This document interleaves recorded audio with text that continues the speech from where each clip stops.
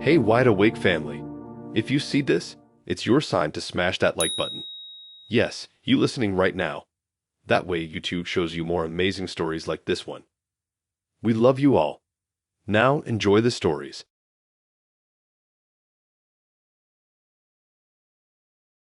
Alright, so you want to hear about a truly terrible date. Let me tell you about Zara. I still look back on this whole thing and cringe, not just because of what happened, but because of how stupid I was for not seeing it coming. It all started on this dating app I was using. Her profile was impressive, like suspiciously impressive. Every picture was from a different country, or on a boat, or at some fancy gala. She was stunning, like model-level good looks, and her bio was just one sentence. I appreciate the finer things. I'm a pretty regular guy. I work as a graphic designer. I live in a decent apartment with a buddy from college. I drive a car that gets me from point A to point B. I swiped right as a joke, like, no way this girl is gonna match with me. But she did, and she messaged me first. We got to talking and she was actually really funny and engaging. She asked a lot of questions about my life, my job, my goals. I figured she was just genuinely interested. After about 2 weeks of texting, she suggested we meet up. I, being the gentleman, said sure and asked if she wanted to grab a coffee or a drink somewhere cool and casual. She wrote back almost instantly. Let's do dinner. I've been dying to try El Cielo. My stomach did a little flip. El Cielo was one of those places you see in movies. It was the kind of restaurant where you needed a reservation months in advance, and the menu didn't have prices on it. I told her I wasn't sure I could get a table, trying to gently steer her somewhere else. She wrote back, don't worry, I have a connection. 8 o'clock on Friday? I felt trapped. How could I say no without looking cheap or lame? So I agreed. The days leading up to the date were filled with a weird anxiety. I went out and bought a new shirt, something a little nicer than my usual weekend wear. I showed my friend her profile, and he just whistled and said, dude, she's so far out of your league it's not even funny. Be careful. I just laughed it off. Friday night came. I put on my new shirt, spent way too long on my hair, and drove my very normal, very used Honda Civic downtown. Valet parking was the only option, which cost $50. I already wanted to throw up. The place was all dark wood, soft lighting, and waiters in tuxedos. The host, a guy who looked like he judged people for a living, led me to a table. I sat there for 15 minutes, nursing a glass of water that probably cost $5, feeling completely out of place. Then Zara arrived, and man, she looked incredible. She was wearing a red dress that looked like it was painted on, with these tall heels that made her taller than me. She had a sleek clutch under her arm. She smiled when she saw me, but it didn't quite reach her eyes. It was more like she was assessing me. She sat down and immediately picked up the wine menu. Let's get a bottle to start, shall we? She said, not really asking. She pointed to something on the list, and the waiter, who had suddenly appeared, nodded and scurried off. So, she said, leaning forward, tell me more about this graphic design work. Is it lucrative? That was her first question. Not how was your week, or did you have trouble finding the place? Just, is it lucrative? I stammered something about it being a growing field and that I was doing okay. The waiter came back with a bottle of champagne. I saw the label. Dom Perignon. I almost choked. I knew that bottle was easily over $200. She clinked her glass with mine. To new opportunities, she said with a smile that was all teeth. The whole meal went like that. She ordered the most expensive things on the menu without even blinking. Caviar to start, then some steak that was described as Japanese A5 Wagyu and cost $175. I ordered a simple pasta dish, the cheapest entree I could find, which was still $38. Every time the waiter came by, she ordered something else. Another bottle of water, more bread, an extra side of truffle fries. The conversation was a brutal interrogation disguised as small talk. What did my parents do? Had I ever thought about investing in real estate? What was the make and model of my car? Did I have a 401k? I felt like I was being audited. I tried to ask her about herself, but her answers were always vague and circled back to money or status. She talked about her friend, who was a hedge fund manager, and her cousin, who married into a European royal family. I felt smaller and smaller with each passing minute. My pasta tasted like cardboard. I was so focused on the mounting bill that I couldn't even enjoy the fact that I was, technically, on a date with a beautiful woman. When the dessert menu came, she didn't even look at it. She just said, "We'll have the gold leaf tiramisu and 2 espressos." I didn't want dessert. I didn't want coffee. I just wanted the check and a hole to crawl into.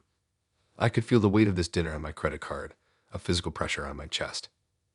Finally, after what felt like a lifetime, the waiter brought the little black leather folder and placed it right in the middle of the table. There was a tense silence. She made no move to reach for it. She just looked at me, her eyebrows slightly raised. It was a test. I reached for it, my hand a little unsteady. I opened it. The total was $847. I think I actually made a small, involuntary noise. I just put my credit card down on top of the bill and slid the folder to the edge of the table. We walked out of the restaurant in silence. The valet brought my car around, and I could see it looked pathetic next to the BMWs and Autos. I turned to her, ready to mutter some polite lie like, "I had a nice time," just to end the nightmare. But she spoke first. "Look, you seem like a really nice guy," she said, her voice completely flat and businesslike. "But I don't think we're a good match." I was so relieved I'd almost hugged her. "Oh, okay. Yeah, no problem. I understand," I said, probably too quickly. She gave me a thin, cold smile. "It's my policy, you see. I'll always do a first date at a nice restaurant. I need to see if a man is substantial, if he can provide a certain lifestyle. The way you order, the car you drive, it's just not what I'm looking for. It's nothing personal. I just needed to see if you had real money. It's clear you don't." And with that, she turned, walked over to a waiting Uber that had just pulled up, and got in. The car drove off, leaving me standing there in the cool night air, feeling like I'd just been run over. I had spent nearly $1,000 on a single meal, money I absolutely did not have, just so a woman could confirm that I wasn't rich enough for her. I got in my car and just sat there for 10 minutes, staring at the steering wheel. The worst part, I still had to go home and explain to my roommate why I needed to borrow money for rent. It was the most expensive and humiliating lesson of my entire life.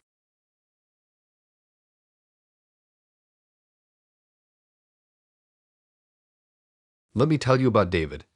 This one isn't just a bad date story. It's the reason I changed my phone number, moved apartments, and still get a jolt of fear if I see a car that looks like his. It all started normally enough. We matched on an app, and his profile was fine. It was almost too normal. Pictures of a guy with a friendly smile, a dog, some hiking shots. He wasn't supermodel handsome, which I liked. It felt more real. We started chatting, and he was really easy to talk to. He remembered little things. I mentioned once in passing that I loved the specific iced tea from this one cafe near my work, and a few days later he asked if I'd had any recently. I thought it was sweet. He seemed attentive. We decided to keep the first date super simple and low pressure. Just coffee at a place a 10-minute walk from my apartment. I liked that he was cool with something so casual. The day I was running a few minutes late, I was power walking down the street, and I saw him already there, standing outside the coffee shop, looking at his phone. I called out, "David," and he looked up. His face broke into this huge, warm smile. "You must be Maya," he said. "You look exactly like your pictures." It was a good start. We got our coffee and found a comfy couch in the corner. The conversation flowed easily at first. He asked about my job, my family, all the standard first date stuff. But then I started noticing little things. He referenced something I was sure I'd never told him. He mentioned my morning jog in the park. I had posted a picture at that park weeks ago, so I figured he'd just scroll far back on my Instagram. Then he asked if my mom was feeling better from her cold. Now, I had texted him that my mom was sick, but I never specified it was a cold. I just said she wasn't feeling well. A little knot of unease tightened in my stomach. I brushed it off as him being a good guesser. The real chill came when he gestured to my phone case, which had a cartoon fox on it. He said, "I knew you have a cute phone case. It matches the vibe of your apartment." I froze. My phone was face down on the table. I had never, ever posted a picture of my apartment's interior online. I'm really private about that stuff. I must have looked startled because he quickly added, "I mean, just from your personality, I could picture it." But his excuse felt weak, flimsy. My mind started racing, doing a frantic inventory of everything I'd ever told him. My jogging route, my work schedule, the fact I mentioned I live on the ground floor. The easy feeling of the date was gone, replaced by a low-grade panic. I made up an excuse, saying I suddenly had a terrible headache and needed to go home. His face fell. It wasn't just disappointment. It was something sharper, almost like panic. "Oh no, are you sure? We could just sit here quietly," he said, his voice a little too eager. I insisted, standing up and grabbing my bag. He stood up too. "Let me walk you home. I don't want you walking alone if you're not feeling well." I said no firmly 3 times.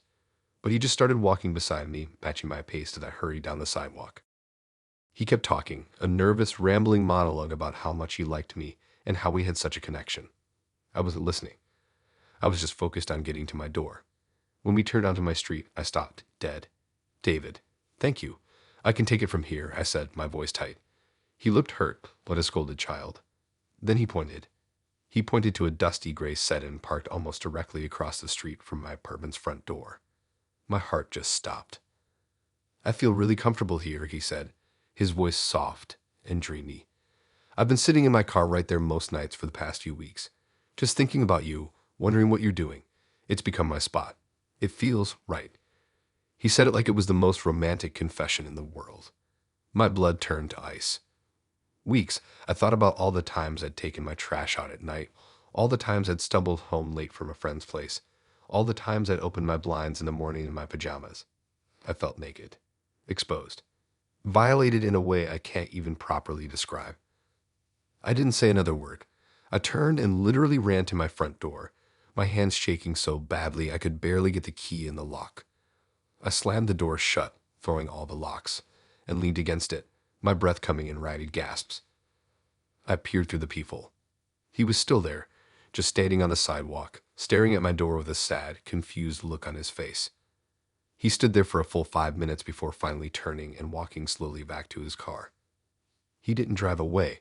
He just sat in the driver's seat. I called my best friend, crying and barely able to form sentences. She told me to call the police. I did. They were calm, but took it seriously. An officer came over, took my statement, and asked me to point out the car. It was still there. They went and talked to him. I watched from the window. After about 20 minutes, the police car left, and a few minutes later, David finally drove away. The cop came back to my door. He said they couldn't arrest him for just saying what he said, but they'd given him a warning. The officer then suggested, very strongly, that I do a quick check around the outside of my apartment for anything suspicious. My friend came over and we went outside with flashlights, our hearts pounding. We didn't find anything at first. We were about to give up when my friend shined her light up towards the top of my doorframe. Tucked into the corner, nearly invisible against the brown wood, was a tiny, black plastic nub with a little glass lens in the center. A camera. It was pointed directly on my front door, able to see everyone who came and went. I completely broke down. The police came back and took it as evidence. They ran the serial number and it led them back to David.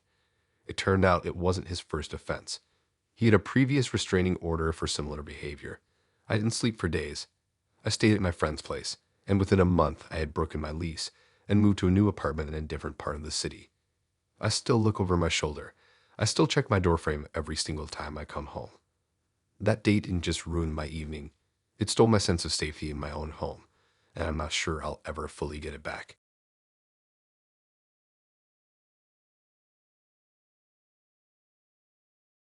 Man, you just never know with people.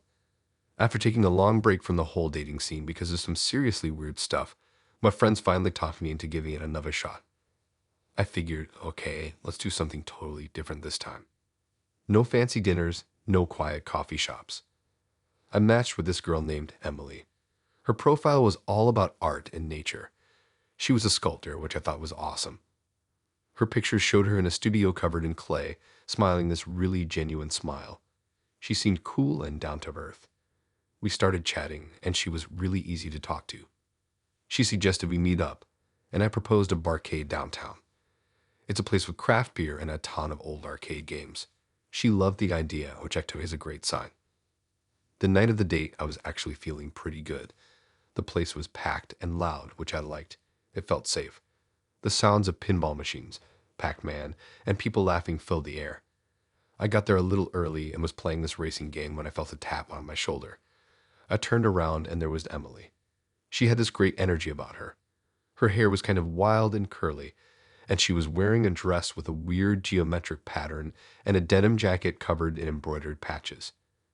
We got a couple of beers and managed to snag a small high-top table in the corner. For the first hour, it was honestly one of the best dates I'd ever been on. We were laughing so much. We talked about our jobs, and she told me all about working with clay and how she found it meditative. She asked me about my graphic design work and actually listened to my answers. We played air hockey, and she destroyed me, celebrating with this loud, happy laugh. We played skee ball, and she won a bunch of tickets, giving them to a little kid who was staring at the prize counter. I remember thinking, wow, okay, this is what it's supposed to be like. This is fun. At one point, we were back at our table catching our breath, and she reached out and gently touched a part of my hair near my temple. It was a little forward, but it felt sweet. "Your hair is such a great color," she said. "It's not just brown. It's like a mix of chestnut and caramel." I laughed and said thanks. It was just my hair. She smiled and said, "An artist notices these things." I thought it was a little flirty, a little charming. Maybe 20 minutes later, I needed to use the restroom. I told her I'd be right back. When I returned, she was sitting exactly as I had left her, sipping her beer. But something in the air had changed. She had a small silver locket in her hand that I hadn't noticed before, running it back and forth on its chain. She was looking at me with this new intense expression. It was more than just interest. It was like she was studying me, trying to see beneath my skin. I sat down and the conversation started up again, but it felt different. She was asking more pointed questions about my past relationships, about why they ended. Then she leaned in close, her voice dropping to a whisper that I had to strain to hear over the arcade chaos. "I have to tell you something," she said, her eyes wide and serious. "I feel a really strong connection to you, and that scares me. I have a history of good things, leaving." I nodded, thinking this was where she'd tell me she had trust issues or something. I was prepared to be understanding. But then she continued. "So, when you went to the bathroom," she said, her fingers clicking the locket open, "I took out a little insurance policy." Inside the locket, pressed against a dark background, was a small, neatly trimmed lock of my hair. My hand flew to the side of my head, and my fingers found the spot immediately. It was just behind my ear, a small section that felt noticeably shorter and uneven compared to the rest. She had used those tiny, sharp sewing scissors she had on her keychain. I was frozen. I just stared at the piece of me sitting in that locket. She mistook my stunned silence for shared intimacy. She closed the locket and held it tightly in her fist. "I have a friend," she explained, her voice still a low, eager whisper. "She works in a biolab. A very advanced, private one. They're doing groundbreaking work with cellular regeneration and genetics." She leaned so close I could smell her perfume. "I'm going to have you cloned, just as a safeguard. That way, if you ever decide to leave me, I won't have to lose you completely. I'll always have a part of you. A better part, maybe one that won't want to go." The blips and beeps of the arcade games seemed to warp and slow down. I looked at her face, at the sincere, almost hopeful look in her eyes, and I felt a cold dread wash over me. This wasn't a joke. She genuinely believed this was a reasonable, even romantic thing to do. The fun, artistic girl from 10 minutes ago was gone, replaced by someone living a terrifying reality. I pushed my stool back from the table, the legs screeching against the concrete floor. "I can't. I have to leave," I managed to choke out. I didn't even look back. I weaved through the crowd, my heart hammering against my ribs. I heard her call my name, her voice tinged with confusion, but I didn't stop. I burst out the front door into the cool night and practically ran to my car. I locked the doors and sat there, hands gripping the steering wheel, trying to process what had just happened. I kept touching that spot on my head. It felt violated and marked. The worst part was the calm, logical way she had explained her plan. It wasn't a threat. It was a statement of fact. She had stolen a piece of my body on a first date because she was already planning for a future I wanted no part of. I drove home in a complete haze, feeling more unsettled than I ever had in my life. The normalcy of the first part of the date made the ending so much more jarring and frightening.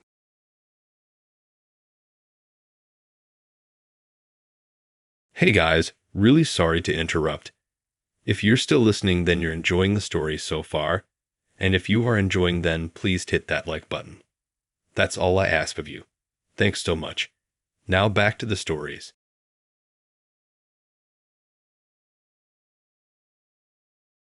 Let me tell you about Javid. This one still makes my blood boil when I think about it, not just because of what he did, but because of the cold, calculated way he did it. I had been on a streak of bad dates, the kind that make you want to delete all your apps and become a hermit. But after a few weeks, the loneliness started to creep in and I figured, one more try. I meshed with Javid.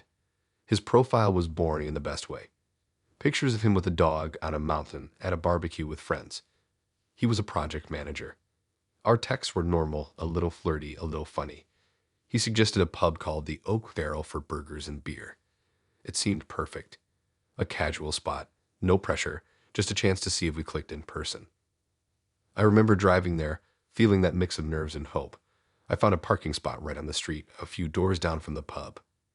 It was a cool evening, and I remember thinking the city looked nice with the lights coming on. I walked into the pub, and it was exactly what I wanted, warm, noisy, filled with the smell of grilled food. Javid was already there, seated in a high-backed wooden booth. He stood up when he saw me. He was taller than his pictures, with a confident posture. We shook hands, and his grip was firm.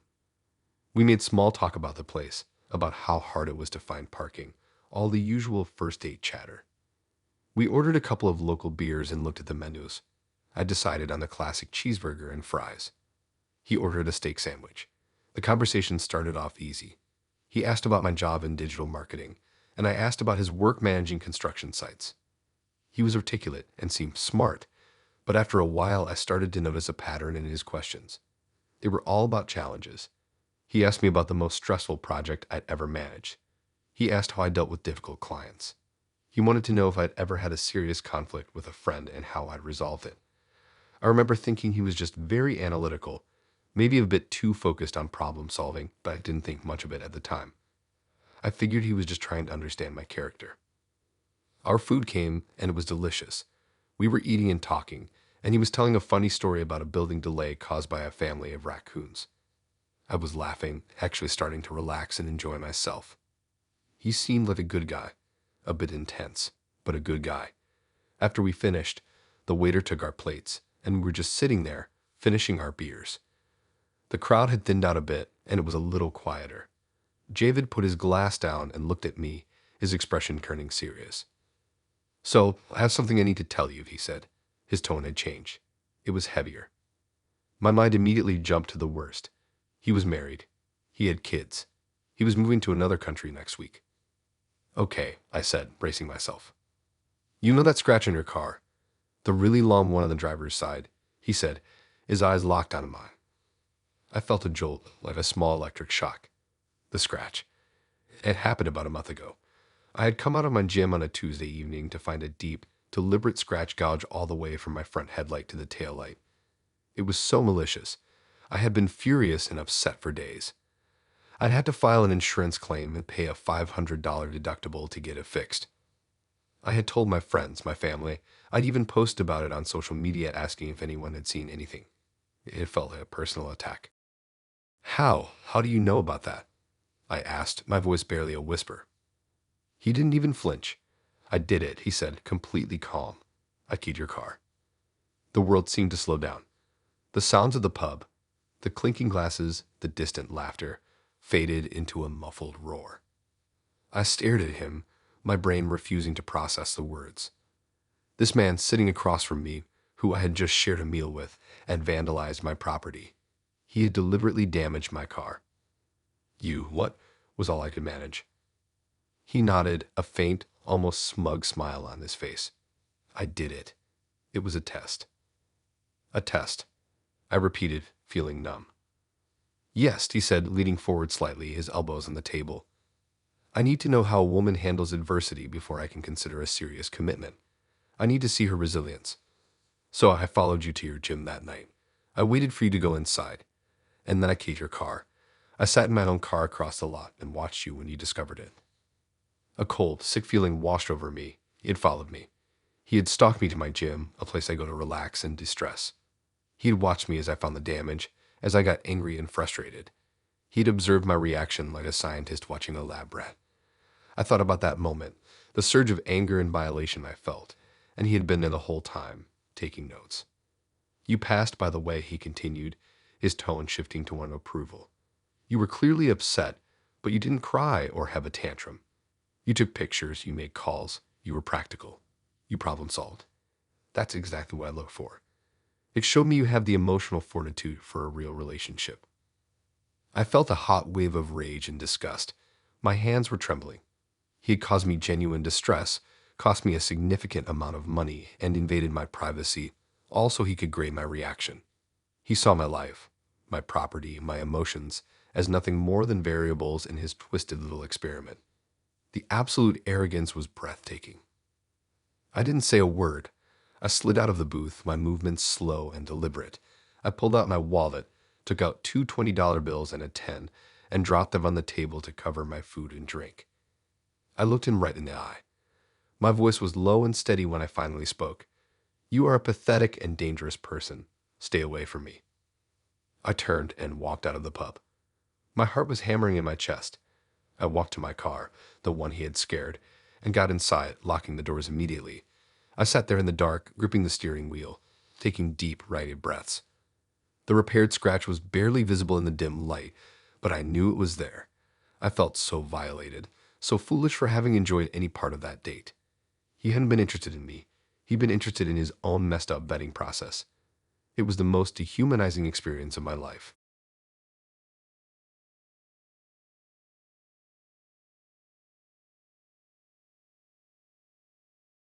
I always thought first dates were supposed to feel kind of awkward and clumsy in a cute way, like you're both trying to pretend you're cooler than you are while hoping you don't have spinach in your teeth.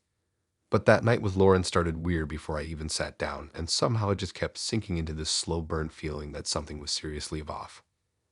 I walked into this small Mexican spot near the edge of town, a kind where the lights are dim, but not in a romantic way, more like someone forgot to pay the electric bill.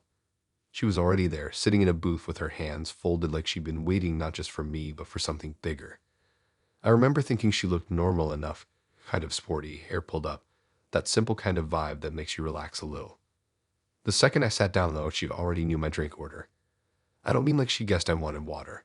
She had actually told the server to bring me the exact soda I always get when I'm stressed. And she smiled at me like she'd done me some big favor. I tried to tell myself she must have seen me holding one of my pictures or something. The photos I posted never had that drink in them. I didn't say anything about it because I didn't want to look paranoid, but that was the first crack. She started asking me these soft little questions, the kind that seem innocent but actually point straight at stuff you normally only talk about with close friends. She asked about my sister, but not in that normal "do you have siblings?" way. She mentioned her by name. I hadn't even mentioned I had a sister yet. She kind of slipped her name into a sentence, like she expected me not to notice. And for a second, I thought maybe I had told her when we were messaging, so I replayed all our chats in my head. Nothing. No mention of my sister at all. I left it off as some weird coincidence, but she kept going. She asked how my sister was handling the split. She didn't say the word divorce right away. She said split like she was trying to sound casual. But she knew. She knew more than she should have. My sister's whole thing had been messy, painful, and super recent. I hadn't shared it with anyone I didn't trust.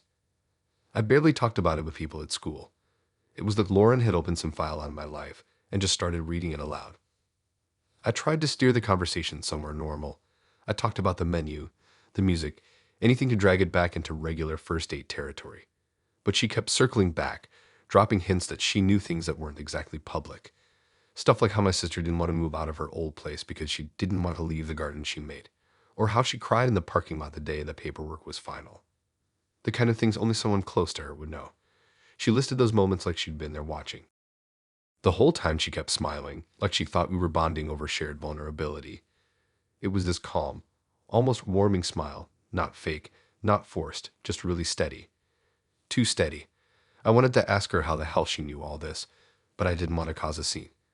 I kept checking my phone under the table like my sister might have texted Lauren or something, but that made no sense. They didn't know each other. At least I thought they didn't.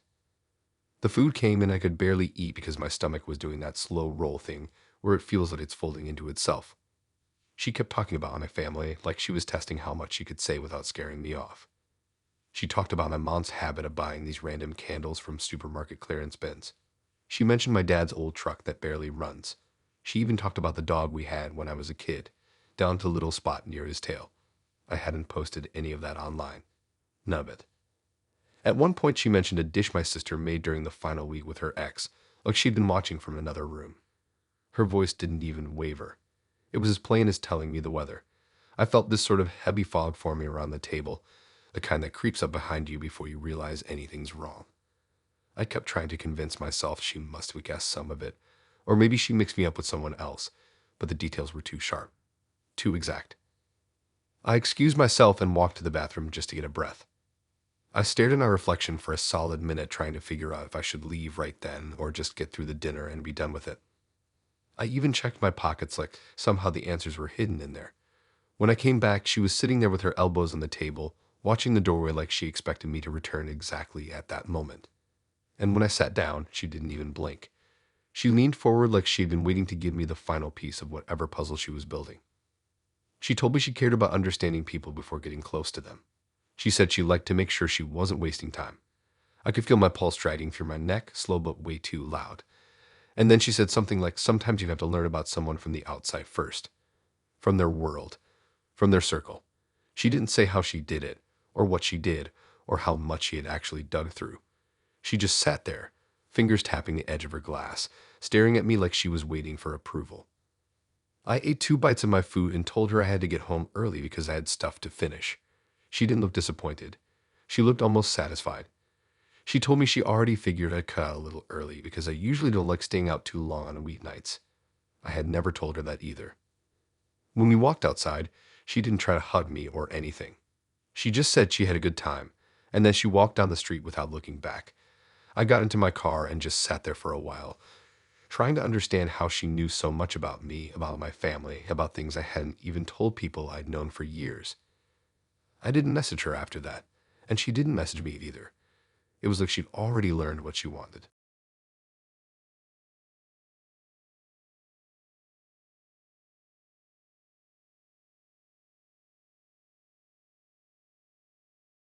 I don't know why I agreed to a first date on a Thursday night after a day that already felt like it dragged me across the floor.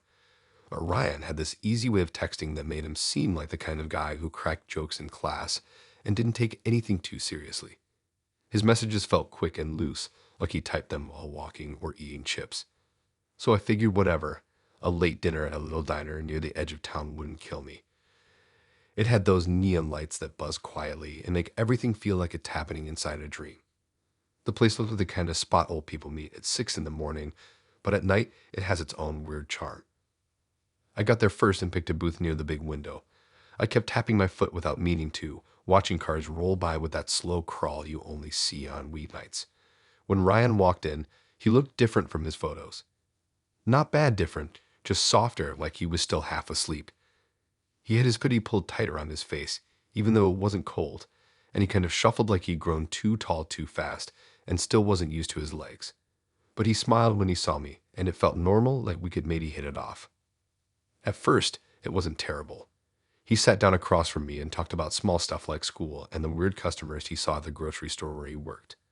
He talked in this rambly way that made it feel like he was tossing thoughts out one at a time, hoping I'd catch one. I didn't mind. I even kind of liked the vibe. We ordered food. Nothing fancy, just burgers and fries, because that's what every diner seems to do best. I thought things were settling into that comfortable sort of awkwardness you get on first dates. Then his phone buzzed. He grabbed it fast, like the screen was going to explode if he didn't answer right away. He glanced at the name and his whole expression sharpened. He told me he had to take this, except he didn't really tell me.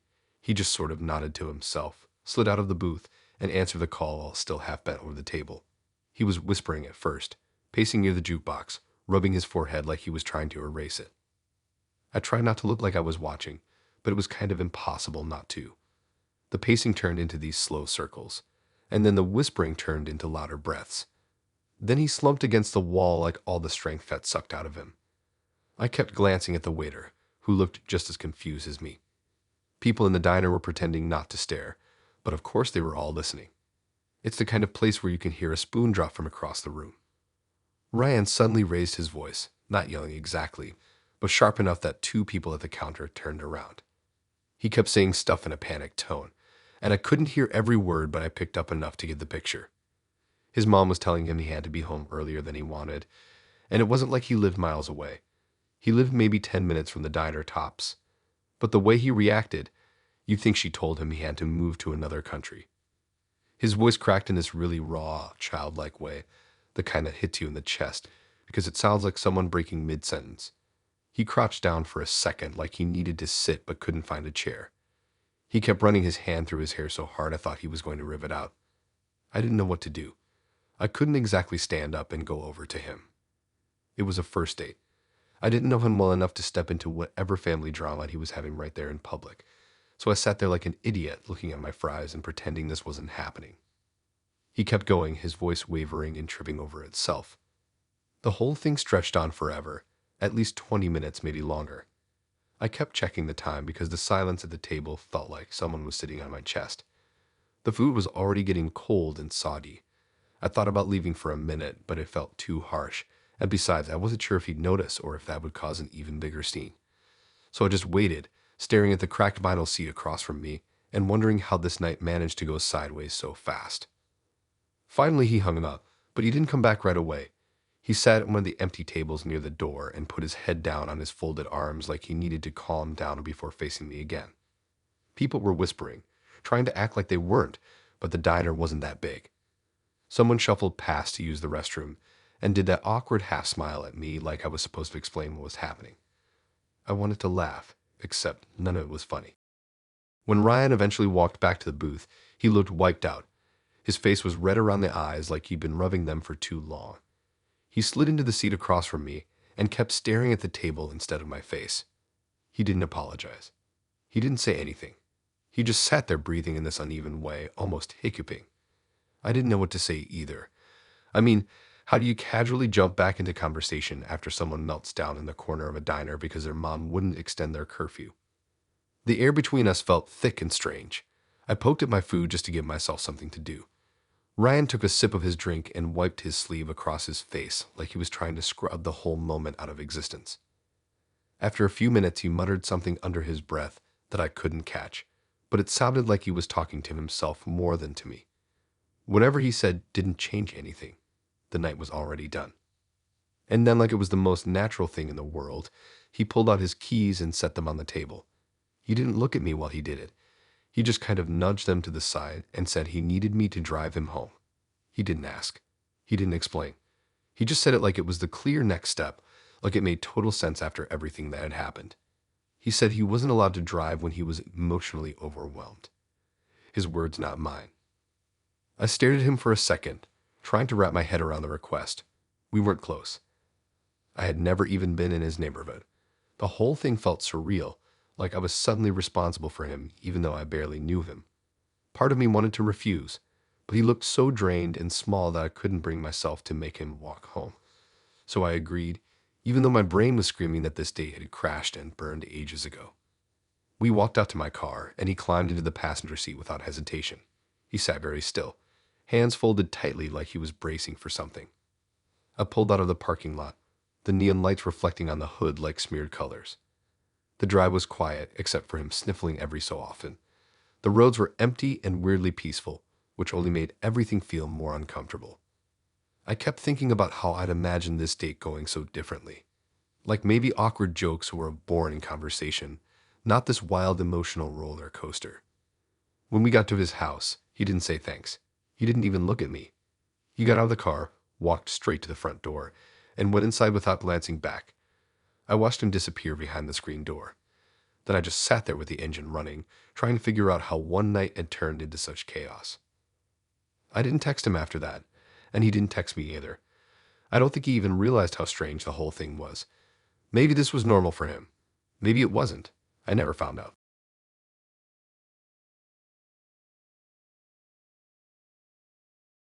I don't know why people keep telling you that first dates are supposed to be fun when half the time they feel like walking into a room blindfolded, hoping no one moved the furniture. That night with Amanda started on this weird edge of nervous excitement, the kind where you're not sure if the night's gonna be great, or if you're gonna end up telling your friend the story that sounds fake even when it isn't. I'd met her through a friend of a friend who swore she was cool, laid back, the kind of girl who laughs easily and doesn't make things awkward. And honestly, when she showed up at that little Korean barbecue place on the corner of Elmwood, she did look like someone who had her life together. Clean sneakers, messy bun that somehow still looked intentional, a kind of casual confidence that made me think, yeah, maybe this will be all right. We picked a table tucked near the back where the grill fan made this steady hum that filled the empty bits of conversation.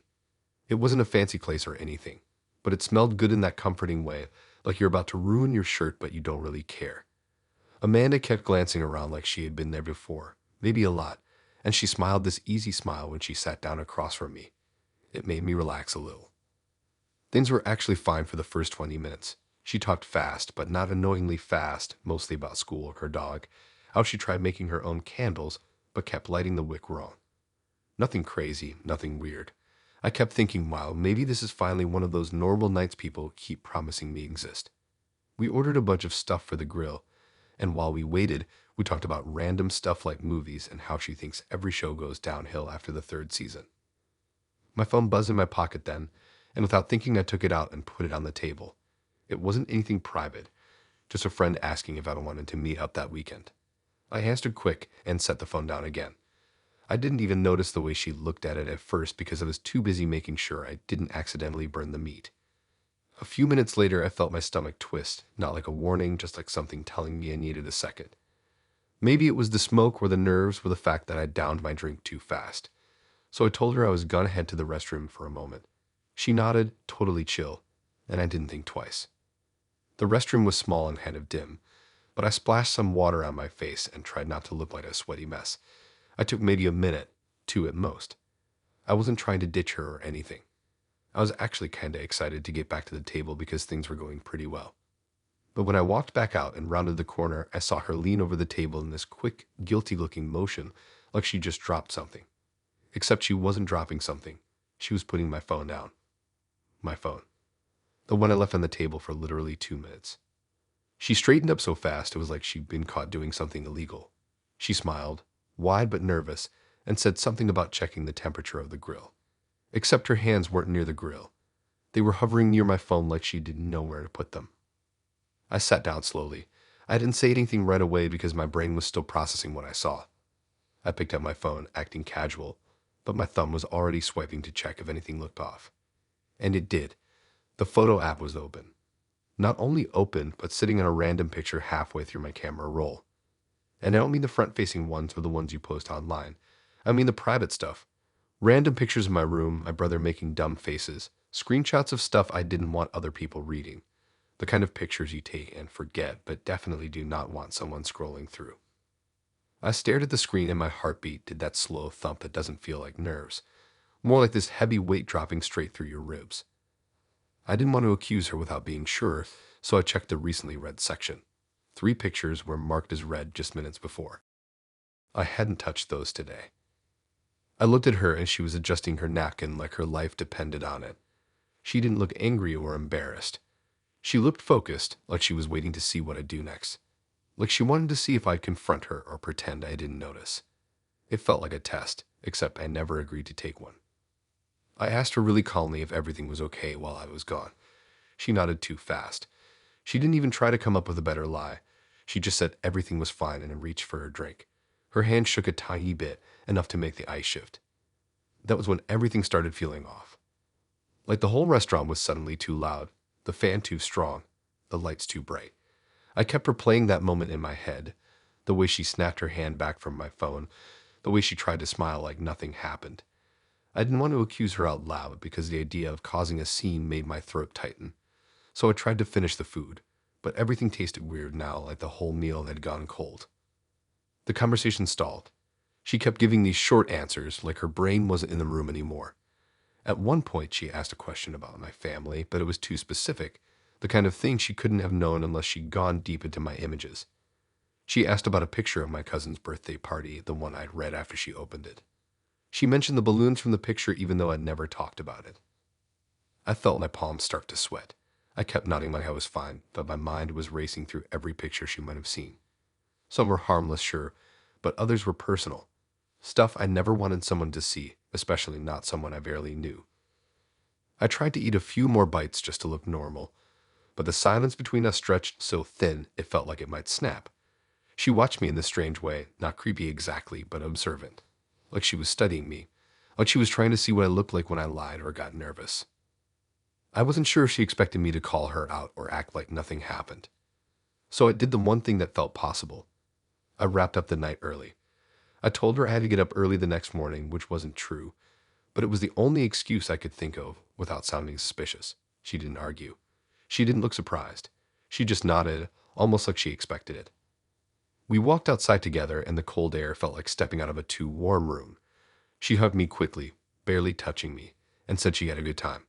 Her voice didn't match her face. She walked the opposite direction without looking back. I sat in my car for a while after that, scrolling through my phone to see if anything else had been touched. Everything looked slightly off now. Even the background image felt wrong. I kept thinking about how fast she must have gone through it, how confident she looked when she thought I wasn't there, how she didn't even bother pretending she wasn't curious about parts of my life she had no right to look at. I didn't message her again. She didn't message me either.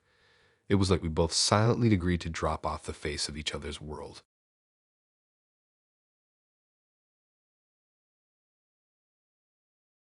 I still don't know why I agreed to a first date at this random Italian place, tucked between a vape shop and a thrift store, but Kevin insisted it was quiet enough to talk. Normally when someone says that, I imagine soft lighting, calm music, maybe a chill vibe. Instead, this place had bright orange boots and a giant mural of a pasta bowl that looked like it was judging me. Anyway, I showed up a few minutes early because I like not being the one people wait on, and I figured I could check my phone for a second before he got there.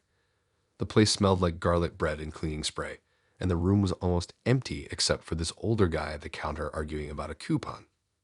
Kevin walked in exactly on time, like he'd been waiting outside counting down the seconds. He waved at me with this overly eager energy that made me think he'd been practicing the smile on the way in. He sat down across from me, pulled off his jacket, and laid it beside him like he was settling in for a study session instead of dinner. He seemed normal enough at first. Regular jeans, sneakers, that slightly messy hair that looks like someone tried but didn't want to look like they tried too hard. We ordered water while we looked at the menu, and for a minute I thought maybe I'd lucked out. He talked about how he used to come here with his cousins when he was younger, how they used to order the same overpriced dessert every time because it came with a sparkler. He laughed a little when he told the story, and it felt harmless, casual, kind of warm. I remember thinking maybe this wouldn't be one of those bizarre nights I end up telling people about. Then he reached into his backpack. When a date reaches into their bag on the first meetup, you expect maybe gum, maybe a charger, maybe nothing at all. But Kevin pulled out a piece of paper. Not folded, not crumpled, not something he scribbled on earlier. It was crisp, printed, like straight from the printer that afternoon. He didn't slide it under the menu or hide it. He set it on the table between us like he was presenting evidence. I thought it was maybe directions or some kind of receipt he forgot to put away. I didn't want to stare, but when he lifted it up and held it in his hands like it mattered, my stomach dropped a little. The paper had numbered items, a full-on list, with bullet points, clean font. I felt this weird urge to laugh, but also run at the same time. Kevin told me he made a list of questions because he wanted to be efficient. He said it calmly, like this was totally normal. He even cleared his throat like he was starting a class presentation. Meanwhile, the waiter walked by and almost did a double take because it definitely looked like we were doing some kind of job interview instead of having dinner. He didn't start slow. He didn't ease into it. He began with questions about my future like he was trying to speedrun the next 10 years. He asked when I planned to get married. Not if. When. He asked how many kids I wanted, realistically speaking. He asked what age I thought was ideal to settle down. He asked if I wanted a house in the suburbs or closer to the center of town. He even asked if I had opinions about school districts. School districts. On a first date, before the breadsticks showed up. I stared at him while he read down the list like he was checking off boxes. He kept glancing up to see my reactions, then making these tiny notes next to the questions like he was scoring me. I tried giving vague answers, hoping he'd get the hint, but he didn't. If anything, vague answers made him dig deeper. He interpreted every hesitation like it was some puzzle he had to solve before moving on. While he was reading his paper, I started noticing details I missed earlier. His backpack wasn't a normal one. It was super organized, pockets labeled with little tags. His pen had a clip that matched his shirt. Even his posture felt rehearsed, like he sat that straight on purpose. The more he talked, the more it felt like he prepped for this date in a way that didn't feel natural, like he'd spent hours planning instead of just showing up as a human being. Finally, the appetizers came, and I hoped the food would distract him. No chance. He barely looked at his plate. He held that paper like it was some kind of ancient scroll he needed to decipher. He asked me what my 5-year picture looked like. Then he wanted to know if I believed in minimum relationship milestones. I had no clue what he meant, and he explained it like he was reading off a manual. He talked about monthly check-ins, seasonal goals, yearly intentions. I sat there chewing on a fried mozzarella stick, wondering if this guy planned his entire life down to his socks. I tried shifting the conversation to something normal, something human. I talked about music, movies, random weekend plans. He nodded politely, but didn't deviate from his list. He even skipped ahead once, like he was behind schedule. He asked whether I would ever live in another state, and what month I thought was best to get engaged because weather matters for photography. I almost dropped my fork. The thing was, he wasn't aggressive or rude. He wasn't even unfriendly. Everything he said came out calm, steady, almost gentle. But the calmness somehow made it worse. Like I wasn't talking to an actual person, but someone who replaced normal conversation with a printed worksheet. Every time I answered something he approved of, his eyes lit up a little, like I unlocked a bonus level. When I said something he didn't like, he scratched his pen against the margin slowly, making a note I could tell he analyzed later. It wasn't loud scratching, but it made my skin crawl because I knew I was being evaluated like a school project. The strangest part was how proud he looked about it all. He genuinely believed this was a great idea. He thought he was being honest and prepared. He even said he didn't want to waste time wandering into compatibility. The whole time I was trying to keep a straight face, pretending this wasn't the most intense grilling I ever sat through. I started imagining someone finding this printed list in his bag weeks later, buried next to snack wrappers and mechanical pencils. I pictured him printing multiple copies, maybe adjusting them depending on who he was meeting. The thought made the room tilt a little. I tried to finish my food quickly, but he was so focused he barely touched his own plate. After what felt like forever, he reached the last question. He tapped his pen lightly, scanned the list again, and then smiled like he completed something important. He said he felt good about the data. Actual words. I almost choked on my drink. I told him I needed to head out early because I had to help my brother with something at home. Not true, but believable enough. He didn't seem bothered. He tucked his paper back into his backpack with this careful, deliberate motion, like he was storing confidential files. He stood up, thanked me for my time, and said he'd process everything later tonight. I nodded, mostly because I didn't know what else to do. Outside, the air felt cooler, calmer, like the world had reset itself. We parted ways, and he walked off with his backpack bouncing lightly like he hadn't just interviewed me for a lifetime contract. I didn't text him again. He sent one message the next afternoon saying he had completed his review, but I didn't open it.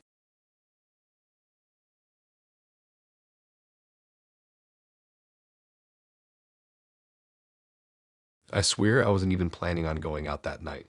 I had one of those days where everything feels like it's happening underwater and all you want to do is lay on your bed and scroll until your brain melts a little. But Nicole had been texting me for a week, and she was actually pretty cool over messages. Funny quick replies. None of that weird energy some people give off. So I figured one dinner wouldn't kill me. Besides, she picked this new ramen spot downtown that everyone kept talking about. The kind of place that always has a line out the door and smells amazing even when you're walking past it. I got there first and stood outside for a bit just taking in the smell. It was warm out but not overly hot, that nice late evening temperature where everything feels kinda soft. The neon sign buzzed in this low, steady way that made the whole block feel alive. I kept checking my phone like some nervous habit, even though she said she was a minute away. I don't know why, but I always get that small jolt right before a date, like I'm stepping onto a stage even though no one's watching. Then she showed up. Nicole looked different in person, not in a bad way, just more put together than I expected. Her hair was curled at the ends, her jacket had this soft-looking fabric, and she had that calm sort of expression people get when nothing phases them. She smiled when she saw me and waved like we'd known each other longer than a week. It was easy, comfortable even. We got seated in this corner booth near a big window where you could see people rushing by with grocery bags or walking their dogs. The place was loud enough that we didn't have to worry about awkward silence, but not so loud that we couldn't hear each other. The whole vibe was warm, full of chatter and clinking bowls. I felt myself relax a little. We ordered ramen and tempura, and while we waited, we talked about small stuff, school, random shows we both watched, The time she tried cooking something fancy and ended up burning the pan so bad she had to throw it out. She laughed in this steady, low way that didn't sound forced. I kept thinking, okay, maybe this is finally a normal date. No chaos, no weirdness, just two people eating noodles and trying not to spill broth on their shirts. Things were going fine until the conversation shifted in the subtle way I didn't catch at first. We were talking about exes, not in a heavy mood or anything, just telling dumb stories about bad dates or people who ghosted us. I didn't think anything of it because everyone eventually talks about their past, right? She leaned her elbows on the table and told me her last boyfriend was in a better place now. At first, I thought she meant he moved away, or maybe he graduated early. Something normal. I nodded and waited for her to explain, but she didn't run away. She just twirled her chopstick slowly between her fingers while the steam rose from her bowl. I finally asked what she meant. She didn't answer. She just looked at me with this small, slow smile and winked. A wink. It wasn't a playful one either. It was this quiet, knowing wink, like she expected me to understand something without her saying it. That was when my stomach tightened a little. Nothing dramatic, just this slow realization that her words were the joke. Or maybe they were, but not the funny kind. She went right back to eating like she hadn't just dropped something heavy in the middle of the table. I tried to laugh it off at first, hoping she'd follow up with the actual explanation. Like maybe she meant he was happier now because he got a new job or something. But she didn't clarify, and every time I tried to steer the conversation back to it, she would respond in this vague way that didn't answer anything. She'd say stuff like, he's doing just fine now, or things work out for him. Never saying where he was, what he was doing, or why she said it like that. After a few minutes, I stopped asking, mostly because the way she avoided the question wasn't nervous or embarrassed. It was intentional. Like she wanted the sentence to sit in my head and rot there a little. It wasn't that she looked dangerous or anything dramatic like that. She just has a really calm way of saying intense things like they were casual comments. The thing that messed with me most was how normal everything else felt. She cracked jokes about how she always picks the spiciest broth even though she can't handle it. She told me about her coworker who microwaved tuna at the office and nearly got banned from the break room. She talked about her grandma's habit of collecting mugs with birds on them. Every story was normal, except for the one sentence that wouldn't leave my brain. My ramen got cold while I replayed it in my head. I kept trying to decide if she was messing with me. Some people like dark humor, sure, but this didn't feel like a joke. It felt like she knew something she wasn't supposed to share, but didn't care that she shared it. And the wink, that was the worst part. It made everything feel intentional. She never brought it up again. She didn't act weird or fidgety or anything like that. She carried on like she hadn't said a thing. The whole time, I kept telling myself I was reading too much into it. Maybe I misunderstood. Maybe it was an inside joke I wasn't part of. Maybe her ex was literally just living somewhere nicer now. Anything with a weird interpretation my brain was creating. We finished eating, and she said she had a good time. Her voice sounded normal. Not cold, not dramatic. She gave this soft smile as we walked outside, and the streetlights hit her face in this warm orange glow. She hugged me quick, nothing too close, nothing too distant. Then she said she'd let me know if she wanted to hang out again. She didn't sound sarcastic. She didn't sound flirty either. She just sounded calm. When she walked away, I didn't feel scared or anything extreme. It wasn't like that. It was more like someone had whispered something strange in a dream and left me to figure out what it meant. I sat in my car after, tapping my steering wheel, and trying to convince myself that people say weird stuff all the time. Maybe she meant something innocent. Maybe I'd tell this story later and it would sound funny instead of unsettling. But the more I thought about it, the more that wink kept looping in my mind. Slow, deliberate, like she knew exactly what she was doing. I didn't text her after that, and she didn't text me either. The whole thing just sort of faded away. But sometimes when I'm lying in bed and my brain won't shut up, I read that one moment again in my head, the way she said he was in a better place, like it was a secret.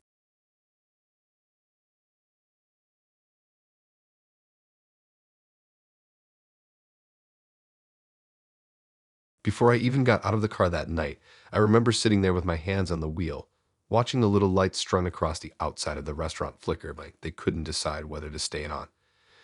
It was this quiet spot tucked into a weird part of town, the kind of area where half the stores close early and the other half don't even turn their lights on. Brian picked the place, and I didn't think much of it at the time. I figured maybe he'd eaten there before, or maybe he just liked pasta. I wasn't expecting anything intense.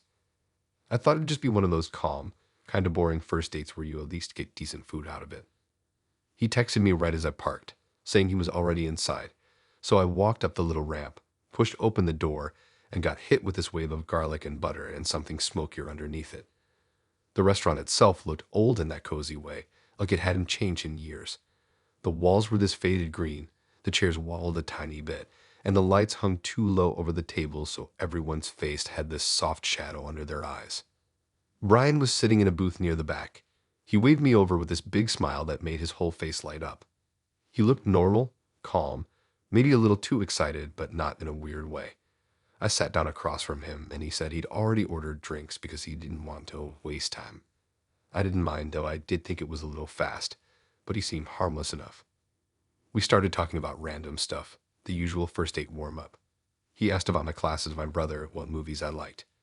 He gave short stories about his job and how his boss always forgets people's names, even after years.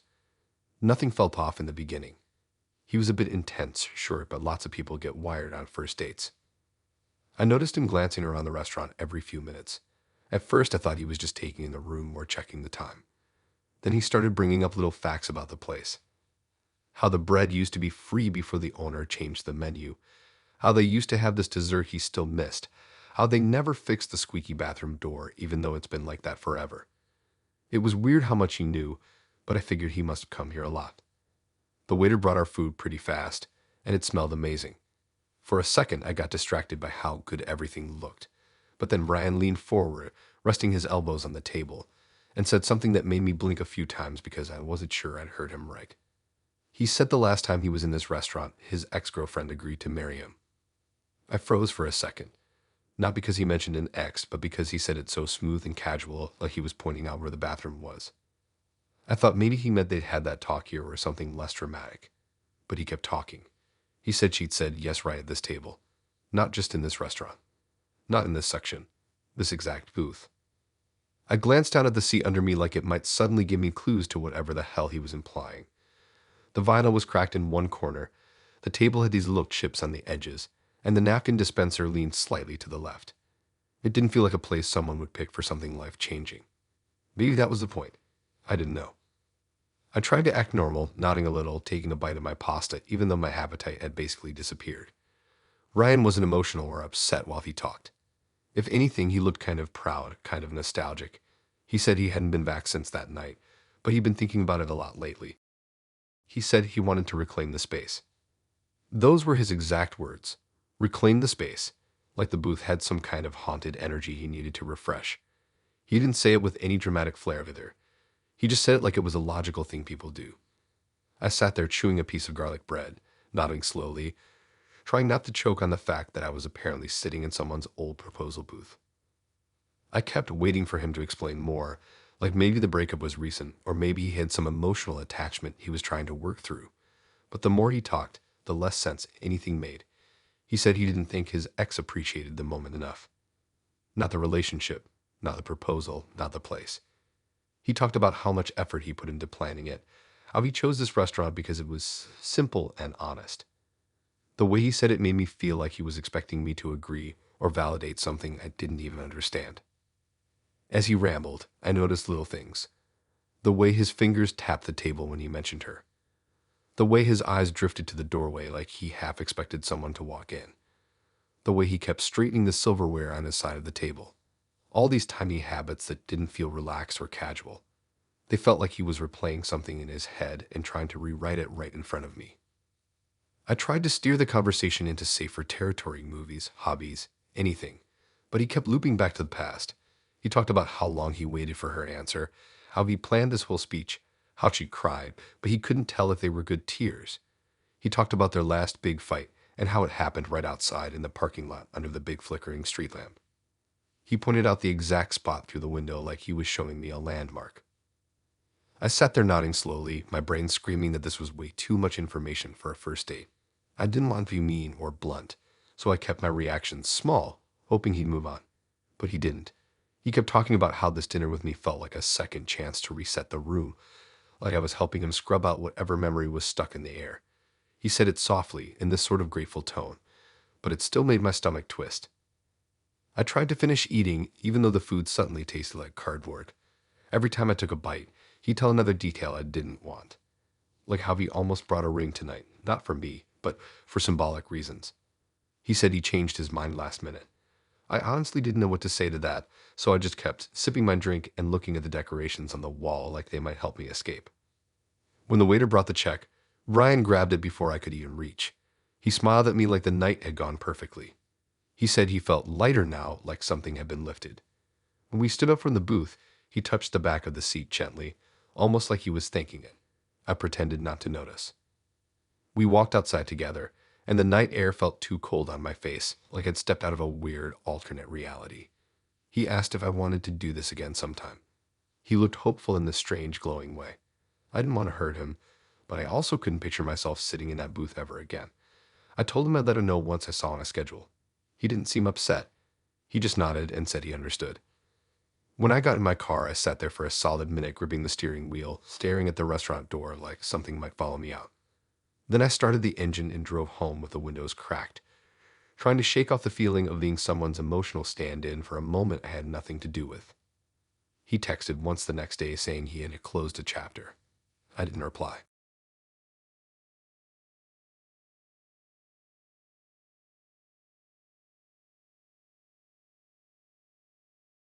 I don't know what it is about meeting people for the first time, but every time I walk into a restaurant for a date, it feels like the whole place is watching me even though no one cares at all. That night with Sarah was no different.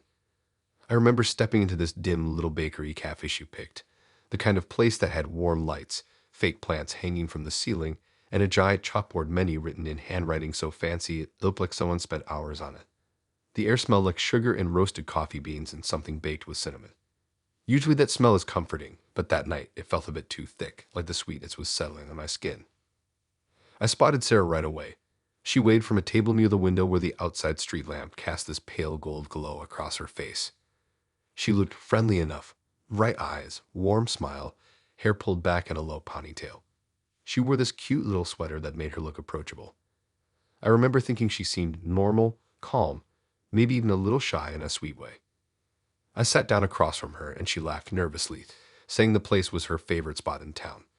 She said the desserts were incredible, the kind that make you remember them later. I laughed politely because what else was I supposed to do? We made small talk for a bit. School, jobs, the boring stuff people always start with. The atmosphere was cozy, and the soft music playing in the background felt like it belonged in the montage of someone having a perfect night. I thought, hey, this might actually be chill. But things took a weird turn pretty early on. Before the menus even touched the table, Sarah said she wanted me to try a specific dessert. She said it with this bright excitement, like she was revealing some secret only regulars knew about. She started describing it, some kind of warm pastry with powdered sugar and a filling that sounded insanely sweet. I didn't mind the idea at first. I like desserts, but she kept circling back to it. I tried steering the conversation toward actual topics, hobbies, music, all that, but she always looped around to the dessert again. She said she hoped I had a sweet tooth, that it was her favorite test of a person, that she never trusted people who didn't enjoy it. She didn't laugh when she said that last part. She just looked at me in this steady way that made me sit up a little straighter. The waiter came over to take our order, and before I could even look at the menu, she told him we wanted that dessert. I quietly said I wasn't really hungry for something sugary yet and figured I'd grab something smaller later. She didn't like that. She didn't say it out loud, but I could feel it. Her smile tightened. Her hands folded a little too neatly on the table. She told the waiter we'd wait a few minutes while I cleared my mind, which made absolutely no sense. The waiter looked confused for a second, then nodded slowly and walked off. After he left, she leaned forward and said she really wanted me to try it. Not want, more like need. She said the whole point of bringing me there was to see how I reacted to that dessert. I laughed awkwardly because I thought she was joking, but she didn't laugh with me. She just stared at me with these wide, steady eyes like she was waiting for something. I spent the next 10 minutes trying to talk about literally anything else. She answered my questions in this clipped, distracted way, like she was just filling time until the dessert was in front of me. She kept glancing at the counter, then back at me, tapping her fingers lightly against the table. I felt myself getting smaller in the chair, even though she wasn't being loud or rude. It was something in the way she watched me, like I was the one being evaluated instead of having a conversation. Finally, the waiter came back again to check in, and she jumped at the chance. She said we were ready now. I gave her one last hesitant look, but she was already smiling like everything was back on track. The waiter wrote it down and walked away again. The whole time we waited, she became more agitated. Not loud agitated, but quietly uneasy, like she couldn't sit still. She asked me if I usually turned down desserts. She asked if I had something against trying new things. She asked if I trusted her. Each question felt sharper than the one before it. I kept saying I wasn't against it. I just didn't think it mattered that much. But apparently it did to her. She kept adjusting her sleeves, her necklace, even the salt shaker.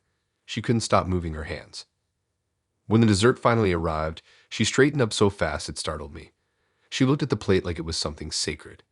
The powdered sugar dusted across the top like snowfall, and steam curled off the filling in little wisps. I thought maybe she wanted the first bite, or maybe she wanted to share it. But no, she slid the plate across the table toward me with both hands. I told her I'd take a small bite because I was still kind of full from dinner earlier. She didn't say anything. She just nodded in this stiff, almost mechanical way. So I picked up the fork and cut off a tiny piece. Right before I put it in my mouth, she whispered in this shaky voice that didn't match her earlier confidence. She said she needed to know if I was sweet enough. She said it so quietly, I almost thought I made it up. But I saw her lips move. I read the words again in my head and felt something strange sink into me.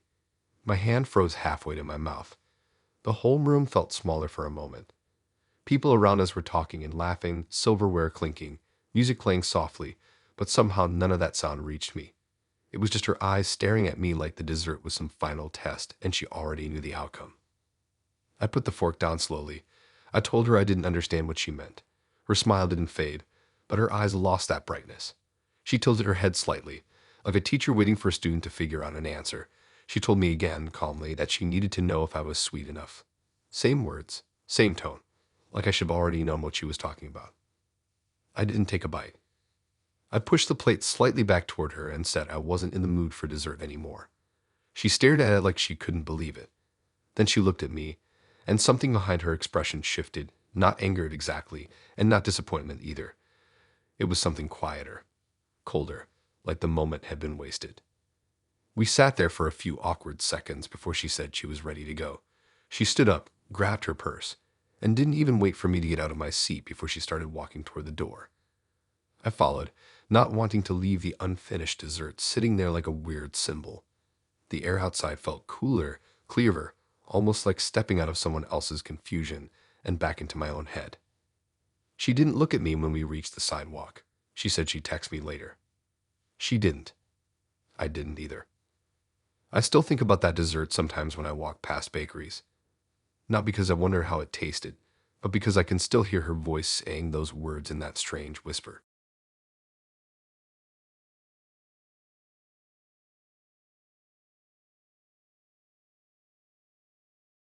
The night I went out with Tyler, I honestly thought it would be chill.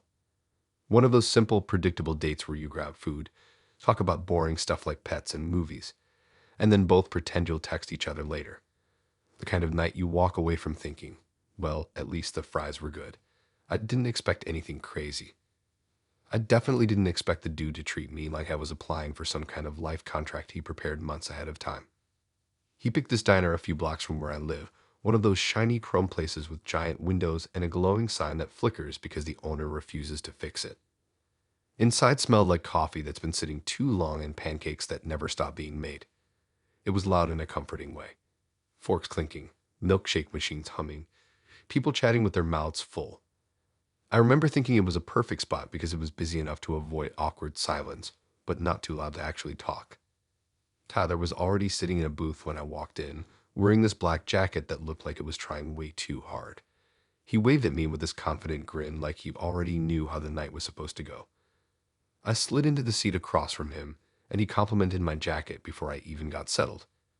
Normally, that'd be nice, but the way he said it felt like he was grading me, like he wrote down points in his head. The first couple minutes were fine. Basic questions, basic answers. He asked how my day was. I said it was all right. He laughed like he expected something deeper. I told myself it was just nerves or something. I tried to ignore the weird vibe. The waiter came over and handed us menus, and that's when things got strange. Tyler didn't even look at his. He told me he already knew what he wanted, but then he started watching me in this super focused way, like the menu was a test and he wanted to see if I'd fail it. I ordered a burger because I wasn't in the mood to think too hard. He raised an eyebrow, not in a funny way, but in a way that made me feel like he had some hidden opinion about my choice. I asked him what he was gonna get, and he shrugged like the answer didn't matter.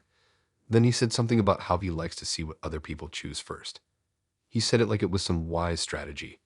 I laughed awkwardly, not really knowing how to respond. I thought maybe he was joking. Spoiler, he wasn't. When the waiter left, Tyler leaned back in the booth and gave me the serious look.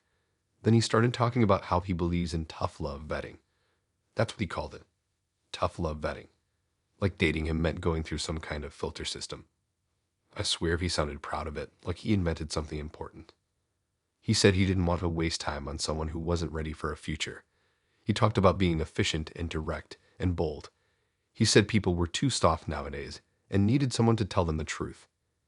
I sat there nodding because I didn't know what else to do. The whole thing felt like he was preparing to launch into a speech, and honestly, that's exactly what he did. He started with what I ordered. He said people who pick burgers on first dates usually make decisions too fast.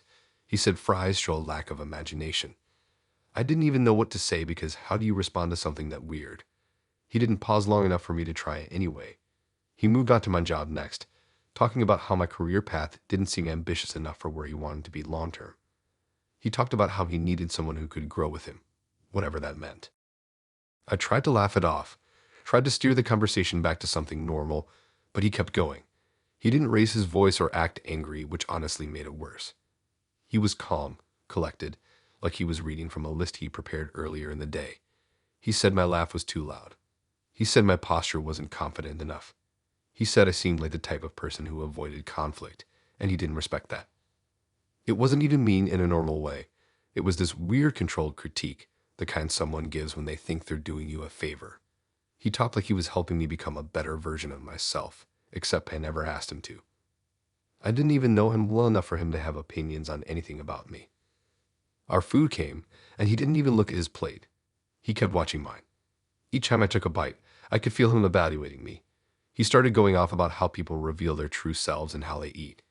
He said if someone eats too slow, they're overly cautious, too fast, too impulsive. He said cutting food a certain way means something about your personality. He said dipping fries in ketchup instead of mustard meant something about your long-term reliability. I swear I thought he was messing with me. I even smiled at him like I was waiting for the punchline. But he just kept talking like this was some kind of science he swore by. I tried to take smaller bites to avoid drawing attention, but that somehow made him more interested. He shifted from criticizing me to criticizing everyone around us too. The couple behind us, the older man eating soup alone, even the waiter. He judged everything. Their clothes, their choices, their lives. He acted like he had some secret map of how everyone should live, and he was the only one who'd seen it. Listening to him made my chest feel tight, not because he was yelling, but because he was so sure of himself. It was exhausting. At one point, while I was eating, he leaned in slightly and said it seemed like someone who could handle pressure. He said it with a soft voice that somehow felt worse than shouting, like he was disappointed, not angry. I felt myself sinking into the booth, wishing I could disappear in the tacky patterned cushion. I tried to change the subject again, asked about his hobbies. Bad idea. He said he was into self-improvement videos and productivity hacks. He talked about waking up at sunrise, doing cold showers, journaling aggressively. He said routine separates serious people from everyone else.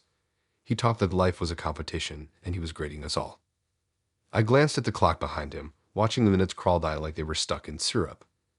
I thought about pretending I had to leave early, but I didn't want to start a speech about commitment or responsibility, or whatever he twisted into.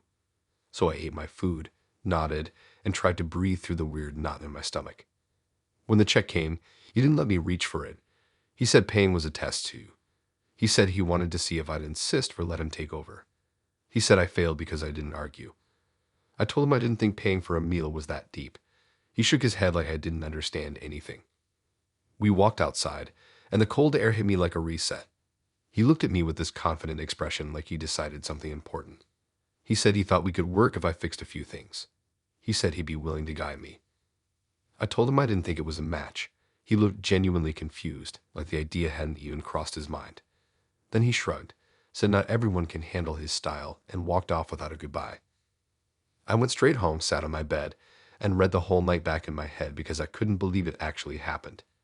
It felt like an interview I didn't sign up for, like I spent the entire day trying to avoid getting a bad grade.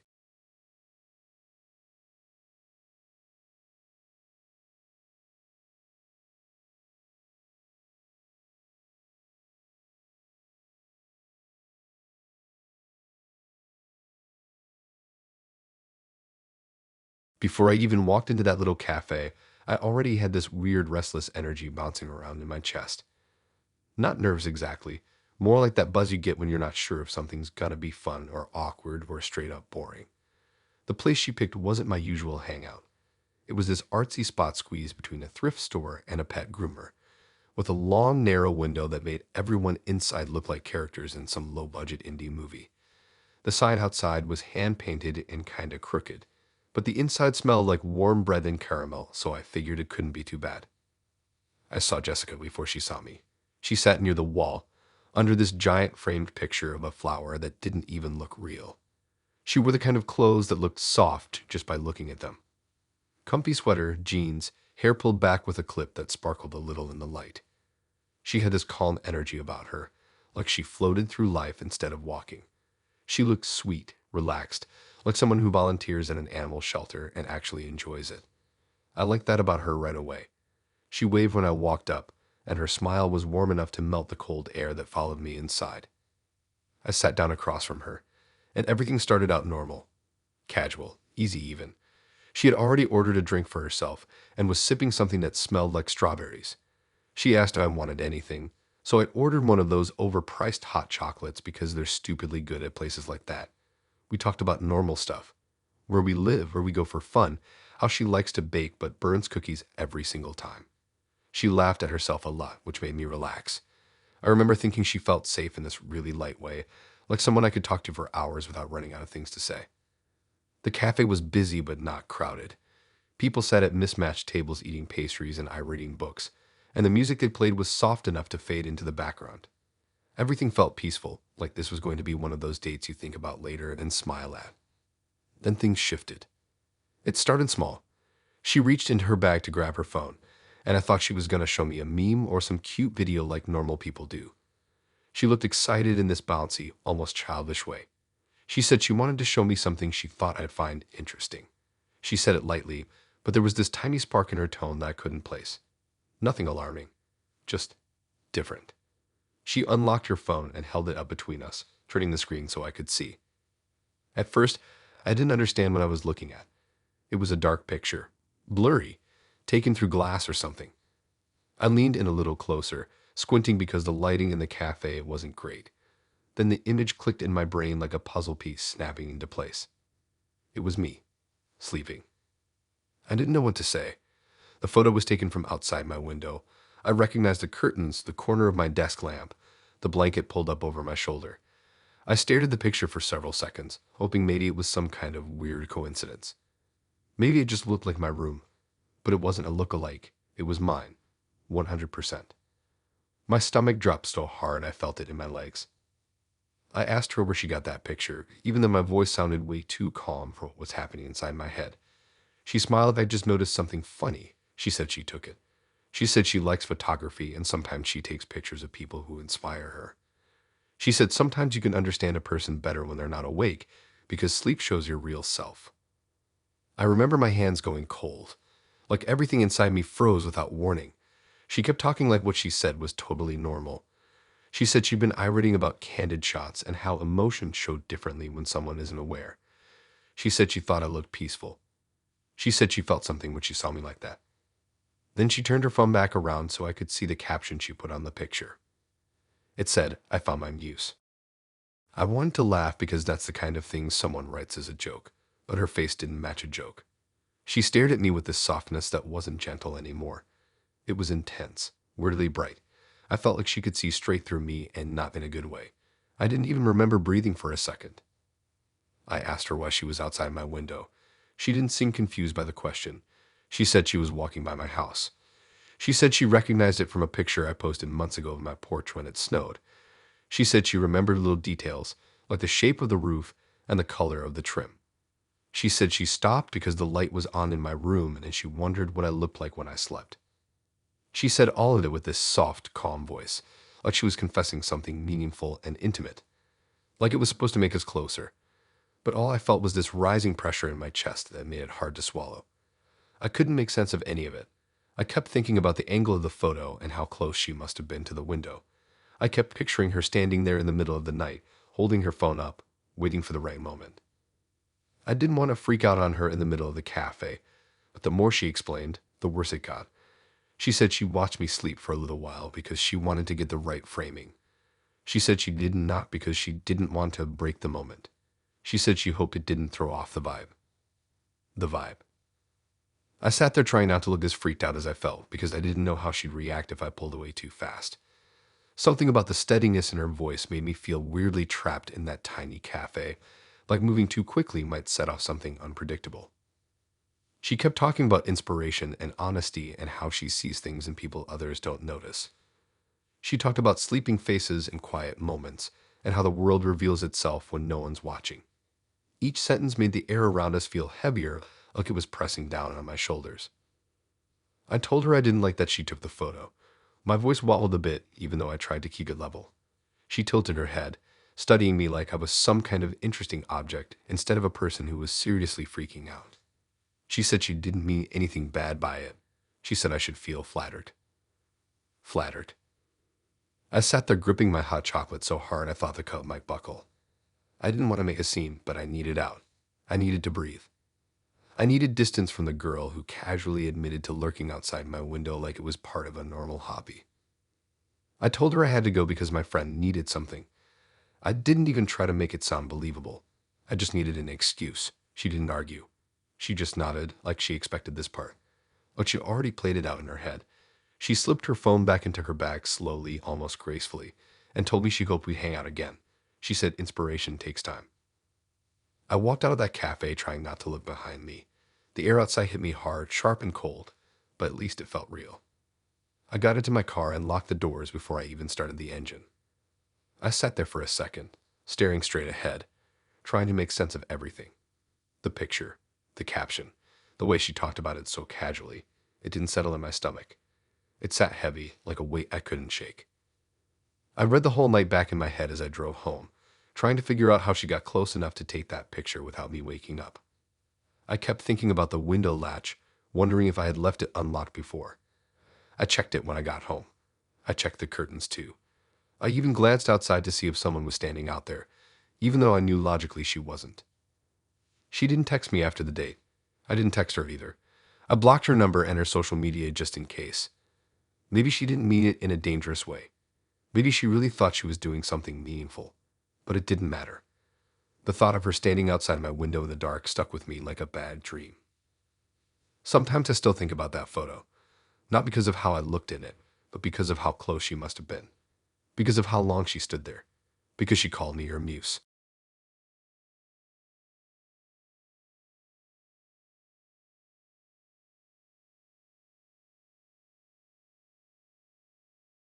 I knew something was going to be weird the second I saw Alex's name pop up on my phone with the "You're here yet" text.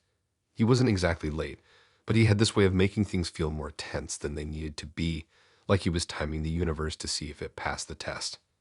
I parked a few blocks away from the cafe he picked, a little quirky spot with mismatched chairs, walls covered in art that looked like someone had just thrown paint at them and called it modern, and this faint smell of roasted coffee and pastries that should have been comforting but wasn't. I walked in and saw him waving from a table near the back, that classic, unconfident but casual grin plastered across his face. At first, the date started normal enough. Small talk about work, Netflix shows, how much we liked dogs even though neither of us had one.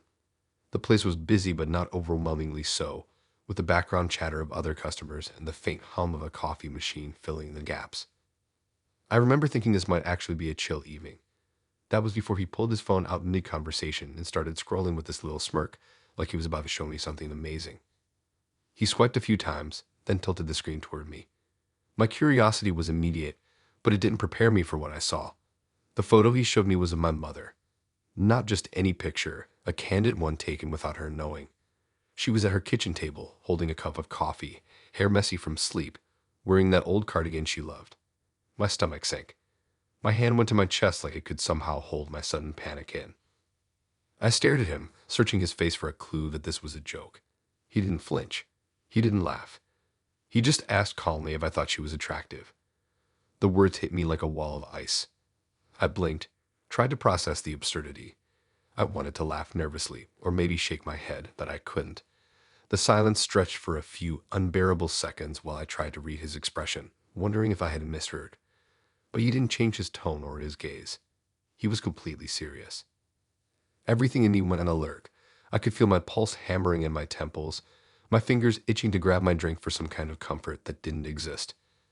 I asked how he'd got the photo, trying to sound casual even though my voice probably betrayed me.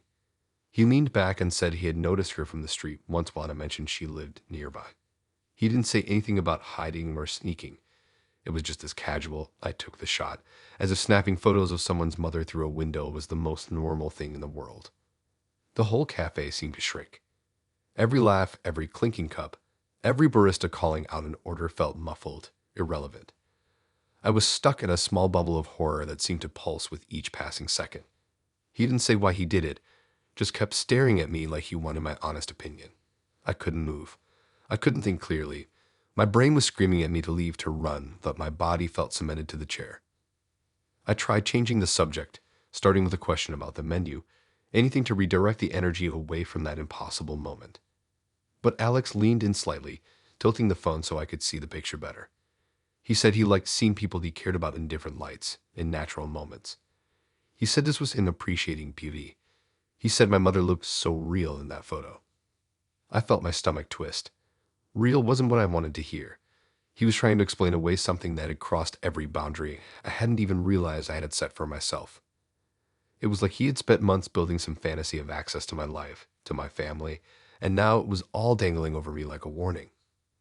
I glanced at other tables, wishing for someone to notice me hyperventilating quietly, but everyone was engrossed in their own worlds.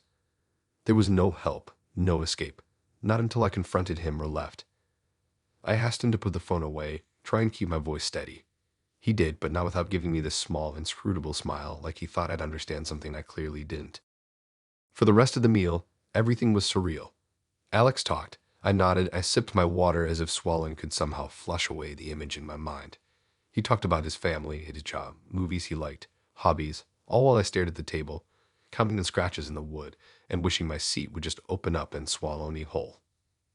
I thought about getting up, leaving right there. I imagined what it would be like to storm out mid-bite, dump my napkin in his lap, and run. But there was this small, irrational curiosity, a need to see if he was going to escalate things further. So I stayed, listening, silent, trying to breathe without shaking. After what felt like hours, but was probably 15 minutes, he finally asked if I liked the cafe. He spoke as if nothing had happened, as if the last half hour of my life wasn't a psychological freefall. I mumbled a quiet "yeah" because my mouth refused to do more. He nodded, satisfied, and we eventually got the check. I took it immediately, barely caring about anything else. We walked outside into the crisp evening air, which felt like a ball on my raw nerves. The streetlights flickered as if unsure whether to illuminate or hide the world. I kept my eyes forward and didn't look at him. Alex tried making small talk about plans for next week, but I didn't respond. My body still tingled with this weird adrenaline mix of fear and disbelief. When I got home, I locked the doors, checked the windows, triple-checked the locks. My phone sat beside me like a loaded weapon. I couldn't bring myself to text him, couldn't imagine doing so. I thought about what I could have done differently, how someone could possibly think this behavior is okay, and why I hadn't noticed the warning signs earlier. Days passed. I read the text he sent me, trying to figure out if I misread anything, if maybe this was some elaborate misunderstanding. There wasn't. He eventually stopped messaging, which was a relief in a small, bitter way. I never saw him again, but I kept thinking about that cafe, that phone, that photo. It's one of those nights you can't quite forget, not because it was fun or exciting, but because it broke a line in your head, a mental boundary you didn't know you had. I still think about it when I hear someone talk casually about photography or capturing moments in public spaces.